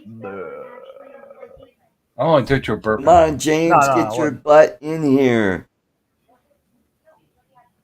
Magandang. Magadang umaga. Yeah, it's Father's Day over there in the Philippines. Do not know if they celebrate it over there. I know that other countries, they celebrate Mother's Day on different days than we do.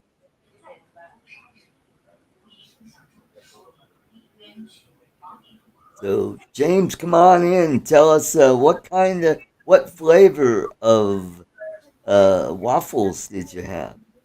He said that Ness let him sleep in since Father's Day. Well, get your butt up and When Bill turn comes on back, your laptop and get going. when Bill So we comes could back, see I'm gonna some of jump that. off. So I'm gonna go spend some time with the kids for a little bit. They're out there playing Okay. basketball and stuff, so I'll just wait for Bill to come back. I don't want to leave you alone, Art. I don't want to leave you alone. You're coming next year, right? Are you coming next year? Have you possibly? Hopefully. I hope so. Yeah. With the price of gas and and airlines are really expensive. Really hoping something changes by next year, but I don't see that happening. So we'll see. Yeah. And if I get a job, which I think I will this week, I'll probably only get Have faith, a brother. Have week faith. off right off the bat. Yeah, for vacation. Oh, Yeah. speaking of the devil, let's welcome all the way from Lipa City, Philippines. It's James from his headquarters deep inside Villa Feliz. Let's welcome James Tanner. Welcome. James is in, and I am in. Magandang umaga. Perfect timing. I didn't want to leave Art alone. Well, good morning, guys. I'm in the kitchen. I told you Ness let me sleep in this morning. It's Father's Day here. She's actually making me breakfast on a Sunday morning. That is wonderful. That is. Good I only get this morning, once a year. Ness. I only get this once a year, so I'm taking advantage of it. I'm gonna suck it up for everything I can get out of her today. All right, Artie, I'm gonna jump off. You got your hands full, buddy. All right, take care, Matt. I'll be hanging out in the chats, brother. Okay, cool. All right, James. See you, Bill. Matt. Later, You guys. take care, bud. Yeah, so I'm waiting on the breakfast to get done. I'm sorry, I think I haven't been on the show in the last couple of weeks. It has been insane. I don't know if you had a chance to look at last night's video that I finally got uploaded, but it's been like back to back visitors here, and there's just been like all kind of things that going on inside the background parties. You're a YouTube star there in the Philippines. No, and around the world. You get recognized at airports, even in the U.S. and probably South Korea too. And Hawaii. I saw they gave you a poolside chair. That was nice. Oh man, they didn't want to let me in South Korea. Did I tell you the story about that? It's like they were gonna block it. They were gonna block me going inside. So obviously I have no pull in South Korea. Take care, Bill, Legend Big. How's the weather there in Florida, man? Muggy. Hot. A lot of rain. In fact, it looks like it's going to pour now. Hey, good night, Wedge and Big. It's been just like the rest of the country, hot, but just down here it's just more muggy. I mean, right now it says 80 degrees. That's not so bad. I mean, it's 8:40 at night. How many years you live in Florida? You've been there for quite a long time, haven't you? No, I moved down here 06. 06. Okay, so at least the last 5 years. So it's like for me, we've been here for 5 years. This, I don't know if it's got anything to do with climate change or what's going on. This year, I have never seen the heat and humidity like it is the year before. All the first 4 years here, Lipa is known for its mild climates here because we're up elevated higher than most of the rest of Luzon. We got 2 mountains on both sides of us. It just stays really nice. We haven't turned the air conditioner units. We have 3 air conditioning units in this house. We haven't turned any of them on in 2 years. But about 4 days ago, it just got, it's like the wind and it stopped. It was like still. My little meter thing wasn't turning. The air direction wasn't going anywhere. And the humidity was not, it showed on the meter, 99%, even though it wasn't raining, 99%. And it was like you couldn't breathe inside the house. We actually had to turn the air conditioners on. It's a cyclic thing, you know. It could be, and then 2 years from now, you might have 78-degree weather this time of year. You know, it's you know, it's just hot. This year is hot. Last year wasn't as hot. You know, it just, who knows? Yeah. But I hope it's not global warming.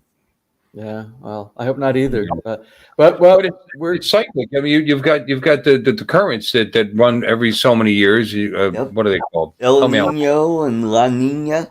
And La Nina. And you've got sunspot activity and solar flare activity, which the sun's been pretty active this year. Well, they're talking about electromagnetic storms. We're going to cut everything, you know, that could possibly hit us. And well, I didn't see any evidence of that, but you know, it doesn't, you know, it doesn't affect me. But I do, you know, who knows? I mean, next year might be okay. I mean, last year they told us we were going to get swept away by all the hurricanes, and it was, I mean, there were a lot, but they were all in the middle of the Atlantic Ocean, so it really didn't affect us. I don't want to say anything about hurricanes or typhoons right now because I think I'll jinx myself because we've been super, super lucky so far this year. We really haven't had anything. I mean, this is Typhoon Alley here, you know. So we'll see. We'll see in the next couple months to go through. Treasure Coast has been really lucky. The section of Florida I'm in, I haven't even put I haven't even put the. I mean, I've been using plywood. Not that that's great, but I didn't even put it up last year or the year before, and nothing happened. So knock on wood. Yeah. You guys are right. You guys like get it from both sides. You get it from the stuff that's slamming on the East Coast, and all those that wind up inside the Gulf and pop back out again. That's well, fortunately, but for us, by the time it makes it across the state, it's mostly rain, but it's not that thick of a state. It's a long state, but it's kind of thin. So you know, I just been pushing my luck probably. Because I keep wanting to put an actual system up that's a lot easier to take up and put up and take down, and I just don't get around to it. And then all of a sudden we start getting threatened, and I got to haul out all these giant pieces of plywood and attach them to the house, and then it's not even good protection anyway. You know, projectiles will go right through plywood. You know, but yeah. Well, we did in the big areas like right here, where is it? Am I right? Yeah, the sunroom back there, the sunroom that we have. Very nice. All those windows there. We made sure because normally what they put in the Philippines, normally the standard is 6 millimeter thick windows is what we put 10 millimeter tempered glass. So when those coconuts start flying during those typhoons, we have a little bit more protection. I remember when they installed those. They did that, and I don't know if you saw the video we just did for doing the sliding windows. We took the French doors. We took the French doors off of our the doorway going out to the lanai from the master bedroom, and we put 10 millimeter inside there. And I got to tell you, when these guys were carrying the doors up the stairs, they were struggling. Thick. Yeah, that's a centimeter thick. That's going to be like 150 pounds of painted glass. I mean, that's wow. As a matter of fact, They did some damage. They did some damage to our stairs. We have wood steps. We have the floating wood steps inside there. And it was so heavy, they had to stop on the platform, between you go from one stage to the next. And they leaned it on the corner. Instead of just laying it nice and flat on it, and I got these big dent holes inside there from the weight of those glasses inside. So I got to fix those. But hopefully when those will give us an additional layer of protection when we have projectiles from. I've been considering getting, having those windows installed that are allegedly hurricane proof and all that, and they warranty them for life if they supposedly won't cave in. They've got plastic in between the layers and God, they're so expensive. They're expensive. What's the name of that company? What's the one that's known for? I don't know. There's several down here. I'm not sure, but they guarantee it. They warranty it. But my my living room, that's 6x8, and just that one window is like $4,000. I mean, it just let alone install. That's what we paid. We paid like around $4,000. We did, and I can't remember the name. It's like it's the standard for people who do beachfront properties. But on our property in the U.S., on the back of our house, we had windows there. Then we added a sunroom. When we added the sunroom, we added the big Anderson. That's the company. Anderson. And, well, I got an Anderson patio door, but it's not storm proof though. And these are Anderson hurricane rated, blah blah blah, and they show a picture. As a matter of fact, what sold me is on their advertisement. They show a 2x4 shot out of like a cannon hitting into the window. So that's what sold me, and that's what we put those. And they'll show you it'll go right through a half-inch of plywood like nothing. So you struggle with all that heavy ass plywood, and if you're like me and you wait until the wind is already hitting the house, just pulling it away, trying to get it on. Usually during that time, like the last couple of days, 2 or 3 days before a hurricane, and they know it's going to be a big hurricane. Usually the stores are empty; they don't even have any plywood on the shelves anymore. Well, to me, it's it's as high as wood got. I probably should have sold because it's actually lumber's actually dropping, and it's one of the things that's actually dropping in the U.S. Really? People stop building things, But but there was like an investment. I mean, the plywood I have in that shed back there is worth like 4 times what I paid for it. It's funny. Well, that's dropping, and it's probably a sore subject, but like the stock market, you've been watching the stock market drop. Oh, it's been insane. It's been my insane. 401k took a big beating. Oh, big time. Yeah. Well, I don't want to talk about that because we want to talk about happy things. I watched your latest video. I finally got to see what Winky looks like. There you go. Yeah. And she is just a ball of energy. I had to cut down. You should have seen. I could have made a full episode. I could have made a Winky episode, and but I had to cut it all down. But she's sweet. And she's very giving. And you probably obviously see, she orchestrated everything at that Kubo place where we had the birthday party. And then when she came over here for the lunch that we had here at Villa Flea, she orchestrated all of that. And she's just a wonderful person. I'm glad you got to see her there. And you'll probably be seeing a lot more of her. I think what she's finding out is even though Cebu is a beautiful area down there, the beaches around Cebu are really, and it just seems like there's a lot of expats down there in Cebu. Yep. Tremendous amount. But what she found out, and I think she kept saying, the people in Lipa are just so friendly here. When she came here, people took her in. She was some of the folks housed her and her family here so that she didn't have to get a hotel or anything like that. And she's got some family up here. She said, I think she might even be considering moving back up to the Lipa area and leaving out of Cebu and coming up in this area. Right. But we'll see. She has so much property down there. Her family owns like hectare after hectare of property and things like that. Wow. Yeah. So we'll see what happens. I don't mean to talk to you. Apparently, I've got a neighbor in the chat here. Eric Lipinski says he's in Port St. Lucie. Oh. Eric, did you go to the drone meetup in Jensen Beach? I live ECUS 1. I'm off of Mariposa. I'm barely in Port St. Lucie. I'm almost Jensen. Just so you know. I'm sorry. I could have just typed all that, but that was much quicker. Because I typed like shit. Anyway, so Eric, sometime we'll have to get together, fly. Sounds good, if you want to. I noticed you got no videos on your channel. I just subscribed. So, sub me. Yeah. All right, So, sorry. James, if Winky needs someone to sell some property, I have a friend. She's a YouTuber. She goes by the name of Purple Shadow. She's a realtor out of Cebu. I Okay. think the name of the town she's in is Talisay. And her name is Cecilia Incarza.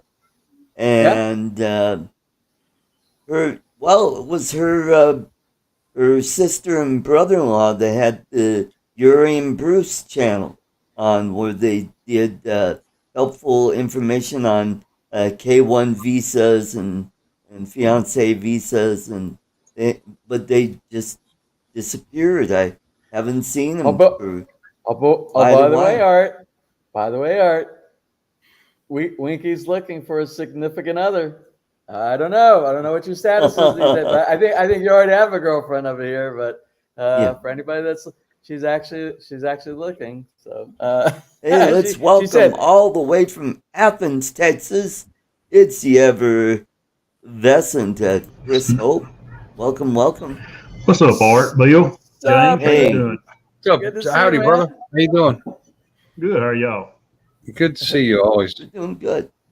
Effervescent, though. I don't know. That's a big word come out of a little man. Art likes that word. He thinks of it every time he puts his dentures in the cup at the end of the night. Dude, the effervescence.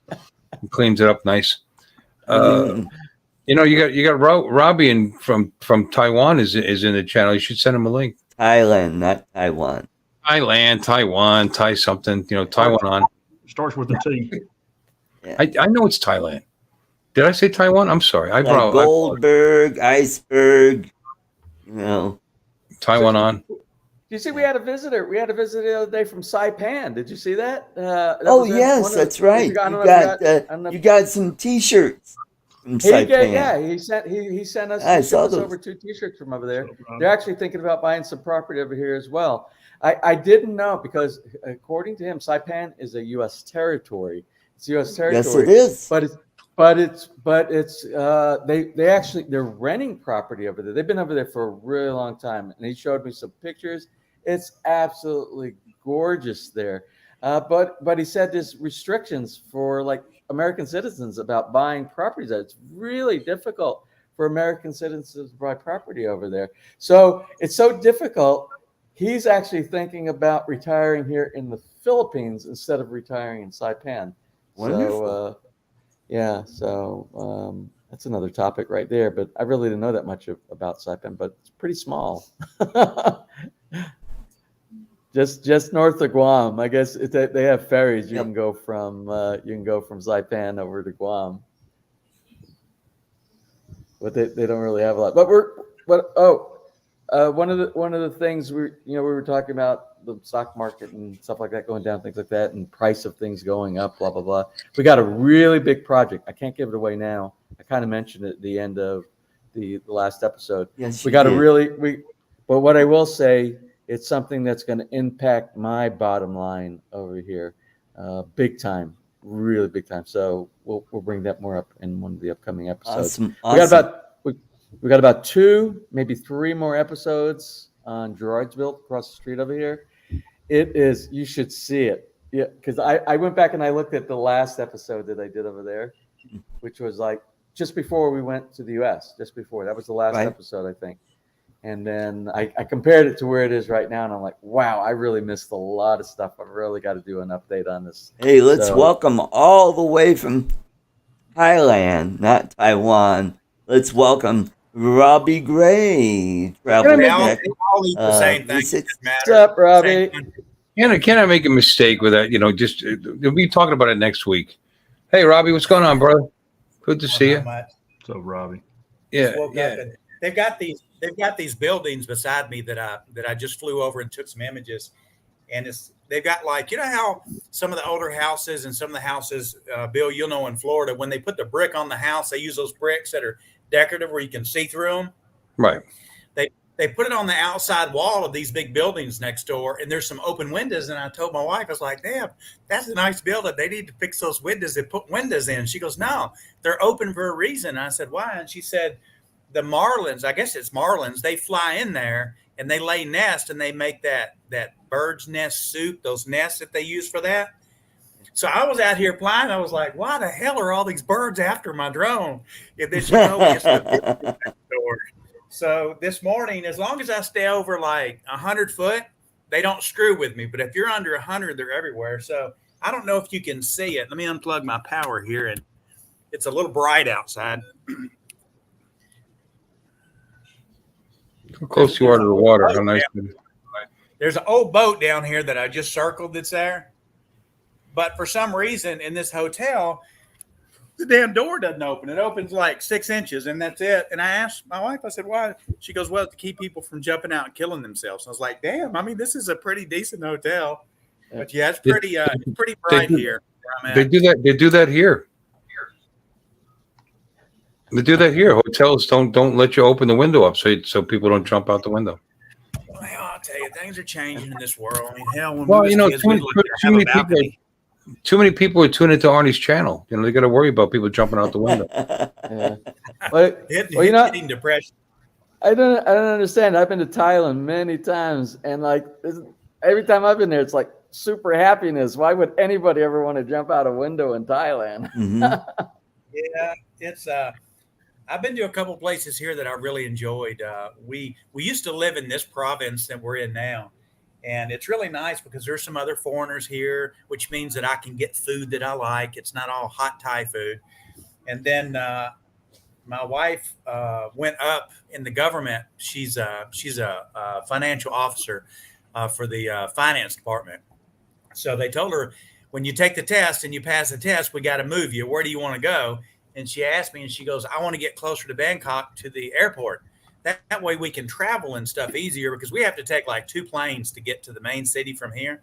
But I'll tell you, after coming back here and flying, compared to where we live now, because where we live now is on the edge of the ocean. And I mean, like literally, I can be at the ocean in 2 minutes on my motorcycle, just driving normally. But everywhere you fly is water, because the water comes in to the province and they make salt with it. So it's not your prime place to fly, and there's freaking birds everywhere. But here, man, I've flown around some really neat stuff since I've been here, and I'm gonna release a video that I did for a place called the Felix House. And a friend of mine is a pastor of a local church, a Christian church here. And the Felix House is an orphanage, but it's foster care.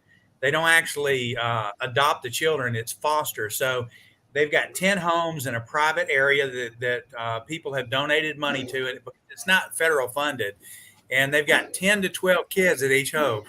So that's 100 kids that they've got on this property. And I flew over it yesterday, and it's pretty impressive just to see what the guy's built for these kids. And he pays the people that donate money, like Sweden, US, and different countries. They take that money and put it in a fund. And as long as those kids don't get married, because they don't allow couples to live there, they pay for your bachelor's degree, 100%. And then from that point, they send you on your own. What better could you do if you didn't have parents or anybody to support you, for a family to take you in, feed you, clothe you, put you in school, everything, and then send you on your way? I think it's just excellent here. Awesome. Yeah. Sounds great, except for the fact that you're eating bird's nest soup. Well, to be honest with you, this morning I'm eating the leftovers last night from Kentucky Fried Chicken, because I was so tired when we fell asleep last night that we weren't supposed to be here. We had 2 homes here that we had to go in and kind of reconstruct some cement. There's a lot of issues in the buildings in Thailand where, I don't know, maybe you remember, and they may still have it, Bill, in Florida, where they had all those sinkholes under the houses, and those companies fill in under the house so it doesn't cave in. That's never happened here. Yeah, well, they have it. It's everywhere in Tampa, so they do it here, and we had some cracks. So I had the property renovated, and my wife told me, she goes, we might have to go back to the province. I'm like, what do you mean? She goes, well, a guy called me on Monday and said he wants to buy one of the houses. I didn't think anything about it, so she said, Wednesday, are you ready to leave? And I'm like, what do you mean? We're closing today. I was like, what? It's 2 days. She goes, here, the cash talks. So we came down, and they cut us a check, and we went to the land office, and it was done. And I was like, one more house gone. Congratulations. Cool. Actually, recently a hotel collapsed in Miami. Oh, wow. But it wasn't a sinkhole per se. It had to do with seawater getting into underneath the foundation and corroding the rebar. And The rebar, Yeah. well, there was cracks in the cement, and then the rebar got exposed, and blah blah blah. But that had to do James with House. shoddy construction. That had to do with Yeah. cutting corners and This poor management of it too, even after the fact. well, cutting Yeah. corners, and lying, and paid off government officials. Yep, unfortunately.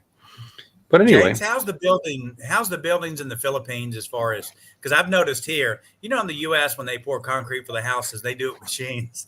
Here everything's by hand. So it's like it's Well- really solid when they build with cement here. Yeah, they have both techniques. You can have the ready mix truck now come out here. As a matter of fact, the folks across the street, it's like a hybrid build when it comes to it. They did a lot of form work. They did all forms, which is becoming really popular here because that's the strongest way to build walls is pour the forms. It's one consistent flow. The problem with doing with concrete hollow block is the concrete hollow block itself has a really wide variation of strength. You can get something that's really like 100 psi, or you can get something that's like right around about 1,000 psi or something like that. That's normally what you get around here is something that's going to be between 5 and 800 psi in concrete hollow block. But there's some crap here. You pick it up and it'll crumble in your hand. It'll crumble in your hand. So I always tell people, they know their concrete over there because number one export of the Philippines, concrete.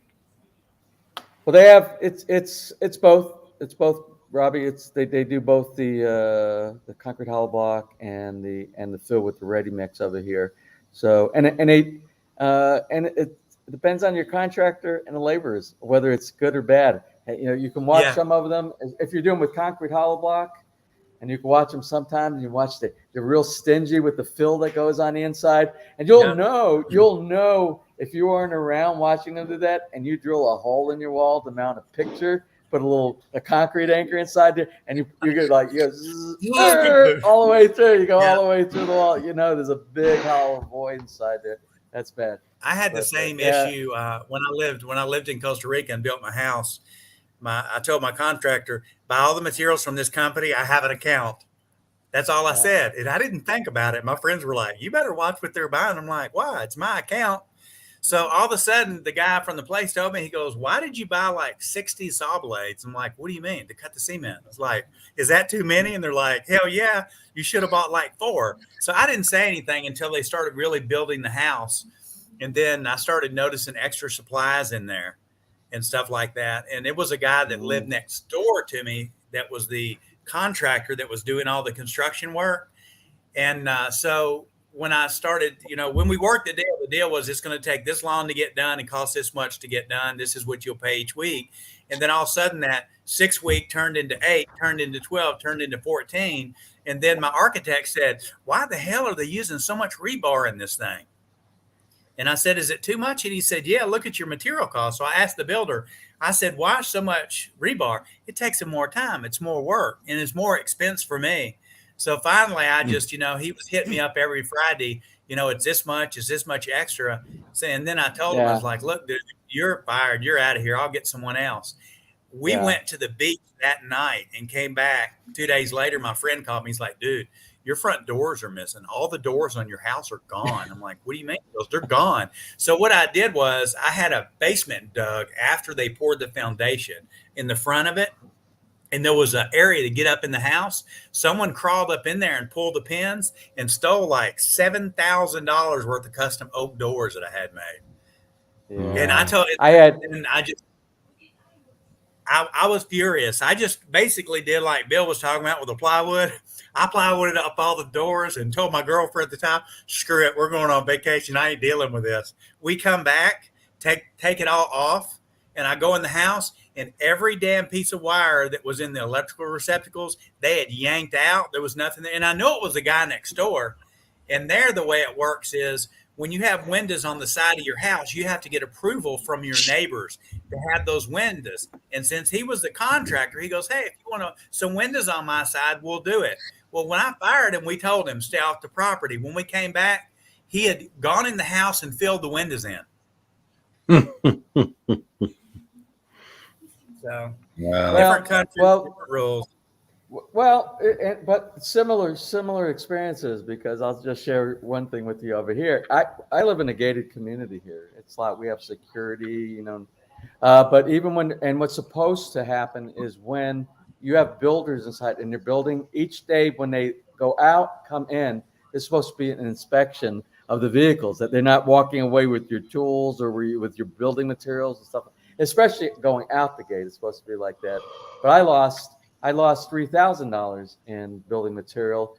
I was here every day for the build, but mostly every day. But you can't be here every single day, because sometimes what you have to do, I was out buying building materials that there were shortages from things that were thought up later on during the build, because usually every build isn't perfect. You can't get everything. You can't think of everything the whole time.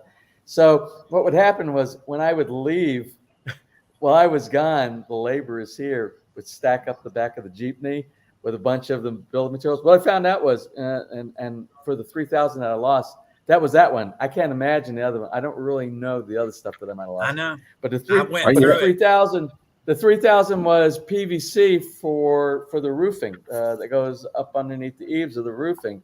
And when the contractor bought it, he purchased it. And I'm like, yeah. And we did an estimate at the hardware store about the amount that we actually needed. And then he comes back to me and says, oh, we need like double that amount. I'm like, double that amount? What do you mean? Oh yeah, because of all the stuff we cut, there's a lot of excess. You have to, so that we get the full span. I'm like, okay, well, you're the contractor. You know what you're talking about. So he asked me for additional money on top of what I paid him in the contract. So we bought all that stuff, put it inside the basement, and then we're going along. They're installing it. I'm like, dude, there's going to be so much excess of this stuff. He said, no, don't worry about it. When we get blah blah blah, don't. No, it's okay. It's okay. You took typical 10 to 15% cut waste and turned it into 50%. Yeah. Well, this is the catch. This is what happened. When I went to go get some other building material, I left the site and I came back, and all that material was gone. It wasn't in my basement. We have a basement there. We stored all of our materials, and it was all gone. I'm like, well, I understand that, but he looked at you. I'm like, where did all this material go to? And then what I found out was the father of my contractor, he removed all of that material, and there's another American that was building on the other side of Lipa. And what he did, he brought all that material over to that site, and he used it on his build over there for the material that I paid out of pocket for that. Then when I found it, I said, how did it get out of the gate? I said, you have to have a sign thing. And I went to the front gate, and there was a breakdown in communication between security. Security stopped them. They did their job. They stopped them. But there's a community manager that works in the office out there. And what they did, the father called the son, who's the contractor, who called the lady in the office and said, oh yeah, I'm sorry, I forgot to tell you, we have prior approval from the homeowner to remove this, and it belongs to me, meaning him, and it didn't, because I have receipts for that. So that's how and they let it go out. So after that, I complained to the guy. I said, listen, who's going to pay me for the $3,000 worth of material? I never got that $3,000, by the way. Then there's nobody who pays the game for that. Then on top, let me tell you, this is the funny part. Hopefully it will be funny on your part. It wasn't funny for me at the time. It was extremely painful.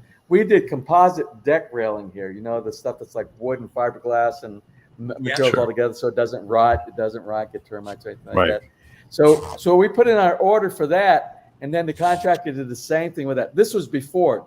We ordered this all before the other stuff disappeared really quick. Notice that was also stacked up inside the basement. And I talked to the contractor. I'm like, again, dude, this is a lot of. I said, I've installed this stuff before. I've done deck railing in the U.S. before, and I know this is way more than we need here. And he was like, oh no, because of cutting and all this kind of stuff. So I said, all right. So it was inside the basement, but after they took the PVC stuff, and that stuff was still sitting inside there, I told them at the front office they cannot remove anything without my authorization.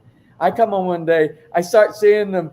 I caught them. They were starting to remove the stuff from the basement and put it in the jeepney again. I said, no, what are you doing? Oh, we got to use this for another job. I said, no, you're going to put that stuff right back inside there.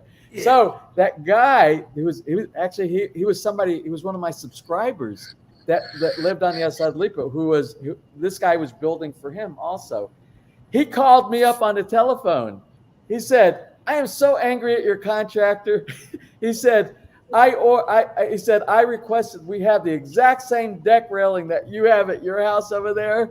And what he delivered to me was a bunch of black iron railing, and that's what he installed. I said, "You know why? Because I didn't let him steal all the stuff that I had purchased and send over to your house. That's why you didn't get that stuff." I'm So sure it that's what happens. was This stuff happens. Happens a lot. And Mm. then I got to see. He sent me pictures. He sent me pictures of his house, the whole build, inside and out. Yeah. And I what I found you know all what I mine. noticed? You know what I noticed? All his tile, all his finished tile. I bought this really expensive Italian and Spanish tile all through the house. His house was covered with the exact tile that we had here. So I don't know how much of that is my tile that slipped out the door. One box at a time. So anyway. Well, I laugh remember, about it James, now. Philippines is the happy island. Happy when It's you're more not looking. It's more fun in the The happy Philippines, huh? people. Remember, you said that in your latest Yeah. video.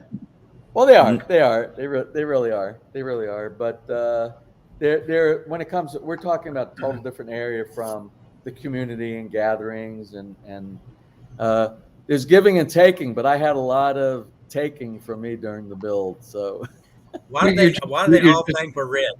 You're just a giver. God bless you. Yeah, I guess. But anyway, well, that's my You know, story. That's my James, building you know, story. though, it's funny because you probably experience the same thing I do. Why is it that when we show up, they think we're all rich? Yeah, They just yeah, think that we're that's like true, walking yeah. ATM Well- machines, and it's not no matter how much something costs, it's cheap. We went and looked at a Yeah. condo, and the guy told me it was like, I forget, it was like 10 million or something for the condo and the money here. And I don't know, it averages out to be a couple $100,000. And the lady looked and she goes, "It's only 10 million. I was like, "Lady, you ain't made 10 million in 10 lifetimes." Before we left, I had her down to 6 million. Because I told my wife, I was like, "Honey, we can get it cheaper. They want 10. Let's work on it." She goes, "Robbie, they just don't do that kind of stuff here." And I told the lady, I said, "Look, I got 7 cash. So when you get it down and you want to do it," and she said, "Why would we sell it for 7? They're 10. I was like, "Because you got 6,000 of them and you've only got 50 of them sold. So if you want to keep a little money in your pocket, you can take it." And we left, and wife goes, "I'm so embarrassed, Robbie. You don't know how things work. They don't work like that. The telephone rings. We'll take the 7. Yeah. Oh, so are you? Did you buy something already built, or are you building? I don't know what your status is. What's your status? Well, no, we've got 5 properties here. We just sold one yesterday. We just bought another one that we live in because the place that we moved to when we moved to the city was so small. I didn't have a place for an office. So we bought the house behind us, which had an extra room. And then so we're building, we bought a 40-acre lot that we're building a commercial building for my company on. And then we're going to build a house, a flower garden behind it with the restaurant, and then a new home there. But right now, when we hired a contractor to do some building on the house we're at, because the problem is we're in a private gated community and there's only so much land that's small. So I told my wife, I said, "Honey, I want a basement." She goes, "Robbie, we don't do that in this country. We don't do basements." That's what they told me here too. Yeah. Did you build a basement? We have 165 square meters of basement. Okay, see, they don't understand that when you can't grow left and right, you got to grow somewhere. So She goes, "Make your room, do what you need to do to make yourself happy, but you can't have a basement. Do whatever else you want to do." So I called the contractor and I said, "Take the garage, make it a full living room, put a double door entrance." And I said, then after that, the right side of the house has got like a 15 by 50 area above where our washrooms and everything are for the clothes. I said, "Build me a balcony upstairs. I want a huge balcony and steps." So now I can go out the balcony when they're done, fly my drone from the balcony over the jungle. I mean, dude, I've seen like jaguars over here, Komodo dragons, cobras. I mean, stuff is everywhere, and we're on that gate. So I wanted to have it high. I live in Reptile Alley too. Here, it's the same. It's the same over here. You should see the stuff we have. We got Piawa that are like this big over here. They look But like the dragons. Yeah. it's great to fly. It's a great place to fly drones. I really enjoy it. Around my house, it's good because it's like when they built our private subdivision, they like removed a chunk of jungle and put it there. So all around us, I mean, every week we get something in our messenger telling us, hey, a cobra came over the 10-foot wall. It bit a golden retriever. They're both dead. And then when we moved in the house we're in now, my wife got COVID and we had not moved yet. And she goes, what do I do? And I said, leave here, go over to the new house and you stay at the new house. So, she went over there, her daughter went over there. And then when she got better, I went to visit her. And as I walked up in the driveway, we have like a overhang area over our garage. And I looked up there and I saw something in the rafter. I didn't know what it was, but it was camouflage. I was like, that can't be safe. And I looked up and it was an 8-foot python right above her. And I said, honey, come here a minute. And she started walking towards me and she saw me look up and she ran. She goes, what is it? And I said, a little bit of a snake. So her brother-in-law, which is like 3 foot 11 and a half, he comes over. He goes, oh, I've seen him before. He hangs out on the front of your garage sometimes. I'm like, kill his ass, get rid of it. He goes, oh, they don't hurt anything. And I said, well, what is it? It's a python. Is it poisonous? No, it's not poisonous. No, I said, okay. So I said, I want to kill it. I don't want it around here. I want to kill it. And he goes, okay. So he went and got one of those long bamboo things that they change light bulbs with. They're real long. And he got up there, and the whole time the thing was striking at it.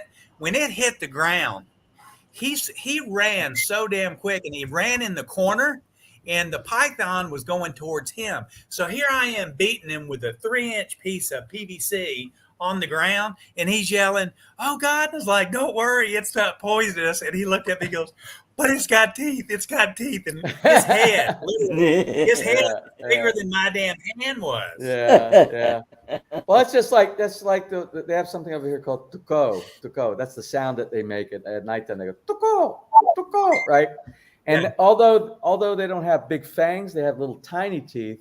And what tuko means in Tagalog is like it doesn't release from when it grabs you. It'll grab your skin and it won't release. And although it's not poisonous, when those little tiny teeth go inside you, and once you finally are able to get them off of you, you'll get an infection around the space that they have. Yeah, those are the things I don't like about it because people that have never. Well, you were talking about the snake, and Art's heard this story before, but we were in the basement watching a movie. We have a home theater set up in the basement, and the stage area is literally a stage area where the home theater is at because we have all our band gear down there. We have all these black cables for all the microphone cables and the guitar cables inside there. And then, ladies and gentlemen, let me go ahead and get out of here. Go upstairs, take me a shot. You hear that? What was that? What the heck was that? That's Chris That leaving. sounded like Adrian's show. That's Chris leaving. Yeah, Adrian's having no show tonight. That's what he's talking about. Okay. So anyway, I wondered why my numbers were going up. All the black wires that were inside. We're in the basement on couches in the basement watching a movie, and one of those black wires started moving like this in the corner. So anyway, the dog alerted on it when that's what brought our attention to that area. But it wasn't that big. It was probably maybe a little over a meter long. But what I did. After I killed it, and I brought it over and I examined it, I opened up the mouth and had long fangs, which normally indicate that it's probably with some type of a venomous type of a snake. Well, usually you can look, and a lot of the venomous are pitted here in the face, which I'm not getting that damn close. There's no good snake except for a dead snake in my book. And, I'll tell you, look at Chris. Let me tell you this, though, because it's always funny. Lived in Costa Rica for 12 years, lived in Thailand, total probably a year from where I was before and where I was here now. People that see these countries and say, oh, I'm an outdoorsman. I want to go to the jungle in Brazil or Philippines or Thailand, and I want to adventure.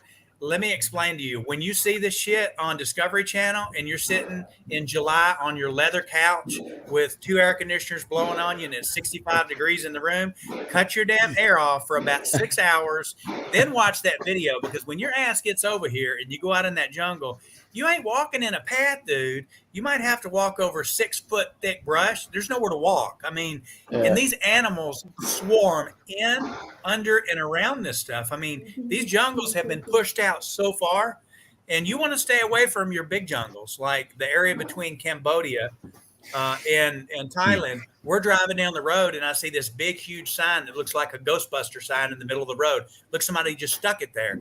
And I'm like, honey, what's that? She goes, stay away from that sign. I'm like, what? She goes, it's a bomb. And I'm like, what the hell do you mean it's a bomb? And she said, it's from the Vietnam War. And I'm like, really? And she said, yeah, they're everywhere. So it's like the elephants here, they take the elephants and get on a huge one, and they go out and rope the smaller elephants and bring them in. And I did a video, and so many people go, oh, that's so cruel that y'all take those little elephants from the village. So then I showed 3 jaguars eating one of them. And I'm like, see this? This is their daily food. We save their ass and get them out. So they pull them out of there to protect them from these. It's not, there's no rules over here, dude. It's not like you jump over a fence and you get a snake bite. You jump over a fence here and you could be eaten. Well, you know, Robbie, Art and Chuck always make fun of me because I talk a lot, but I think I met somebody who actually talks more than I do. Which we have a winner. I actually have to go. Ness is giving me the evil eye, and I don't want to get the evil eye on Father's Day. She's shut. My pancakes are sitting here ready. I think we're gonna have to nuke them for a few seconds. But Cold pancake. Cold pancake, you heard it. They're cold pancakes right now. But since I just want to close, since this is a drone show right here, I unpackaged the RC Pro. I took it on its first test flight, doing stuff around the street. I haven't done a long distance thing yet, but it works. I had no problem pairing Awesome. Got it going, and I'll do an update next time I'm on the show with you guys. So let you know what my final thoughts on that. Anyway, it's been a pleasure, Hopefully guys. I'll have the job by then. Nice Yeah, meeting I'm going to keep you guys on in the background while we're eating breakfast here. So thanks for the invite, and I'll catch up with you guys. Happy Father's Day for you guys and you guys for Thanks. tomorrow. Happy Take Father's care, Day. guys. Take care, James. All right, everybody in the chat. What y'all's See you guys What's later. y'all's Okay. next? What's y'all's next drone? What? I was asking everybody what the next drone is they're going to buy. Okay. Catch you guys later. Cheers. Take care, So long, James. James. So, Chris, how you doing? I'm good. I'm good, Bill. How about you, man? I'm okay. I was just thinking about all the snakes and alligators we have down here, and coyotes, but I don't get to see them very often. So Robbie gets to see all his wildlife on a regular basis, which is nice. Dude, I would love to see a coyote compared to a damn alligator. You know, though, guys, y'all get to speak English every day where y'all live. And Michael, I mean, where Sorta. James is at, dude, they speak English there, everything. You come over to a country like this where I live, in the province I live, and you have one person or 2 people that speak English, which is your family members, and you go out, you never get to talk. So when I get to come online and talk to people, this is like my highlight of the day, that I get to understand. Here, I don't know what the hell's going on. They can understand me. They can understand me. Oh my gosh, we got a lot of Spanish-speaking folks down here, so I kind of know what you're saying, but not as much. I imagine. Well, I speak Spanish, so I would love it because I lived in Costa Rica. But here, it's not that I'm fighting to learn, but I just don't want to learn. And really, there's nothing that interests me where I live, where I need to really go out and talk to anybody. If I lived here again, it'd be different, because I can go outside right now and there's people walking around, tourists and different people and things to do. And I sure as hell, I don't like driving here.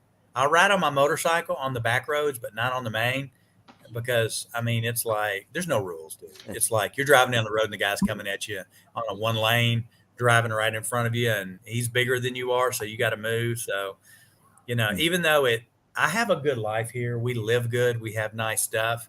But dude, it ain't USA. It ain't. And sometimes people say, "Oh, everybody always thinks USA is better." I'm like, well, until you've gone there and you've experienced it, and I'm here and I have experienced, they never know what the difference on how good our lifestyle is there. And I tell people all the time. So far, yeah, why would you leave America? Why would you? I'm no, not so talking far political. things are changing quickly here, but it's so far. But it's still home.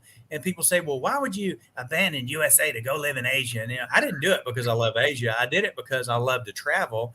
And I ended up here prior to doing some business, met my wife, fell in love. When she retires, dude, it'll be 3 years. I will be back in the US. Of course, because she's got family here, we have business here, homes here. We want to make an investment because the US dollar does go a lot further here. I mean, dude, I can buy 3 homes here for the price of what it cost me in the US. And here, when you buy a home, man, you can turn a home, you can turn an easy $200,000 in a year. Like you said, let's hope that keeps up, because you guys were talking about stock and people's 401ks drying up. My dad's I don't know about that. My dad had about $280,000 worth of Verizon stock, which today is worth about 245. So that he lost over 30 grand in about 3 months. Just like that. Yeah. And through no fault of his own or anybody else's, but just the stupidity that's going on in this country right now, the weakening U.S. dollar, and people are trying to pay their bills and they're getting scared. They're cashing in their stocks. And so I said, he wanted to sell. I said, no, hold on. Things will change in the fall. Whether they don't even have to do anything. Just the fact that there's new people in charge will cause people to reinvest and put money back in the stock market again, and you'll see it rise again. But anyway, So Chris, how's the weather down there? You said it's hot there, brother, huh? Yeah. I want Chris to talk. I like the man's voice. I haven't heard him in about a half an hour. No offense, Rob. I love you too. Yeah, we actually got, summer started for most of us in the U.S. in the middle of May. Yeah. And, we've been dealing with it, and finally had some rain yesterday, and it tried to rain again this afternoon, so it cooled it off a little bit. It's hot, but not horrible. We got plenty of rain here. If you want to borrow some, you can have it. You need to take it to Lake Mead, man. That's where they need it. Yeah. If you want to see some interesting stuff, go watch these people going to Lake Mead and doing videos month after month after month, and watch how far that water's dropping in that dude. They're talking about cutting the generators off on the Hoover Dam. Oh, wow. Yeah, well, here's what's scary about that. I mean, that's what's going on now, and then all of a sudden you'll get it all at one time. You know what I mean? Just ask Yellowstone Park.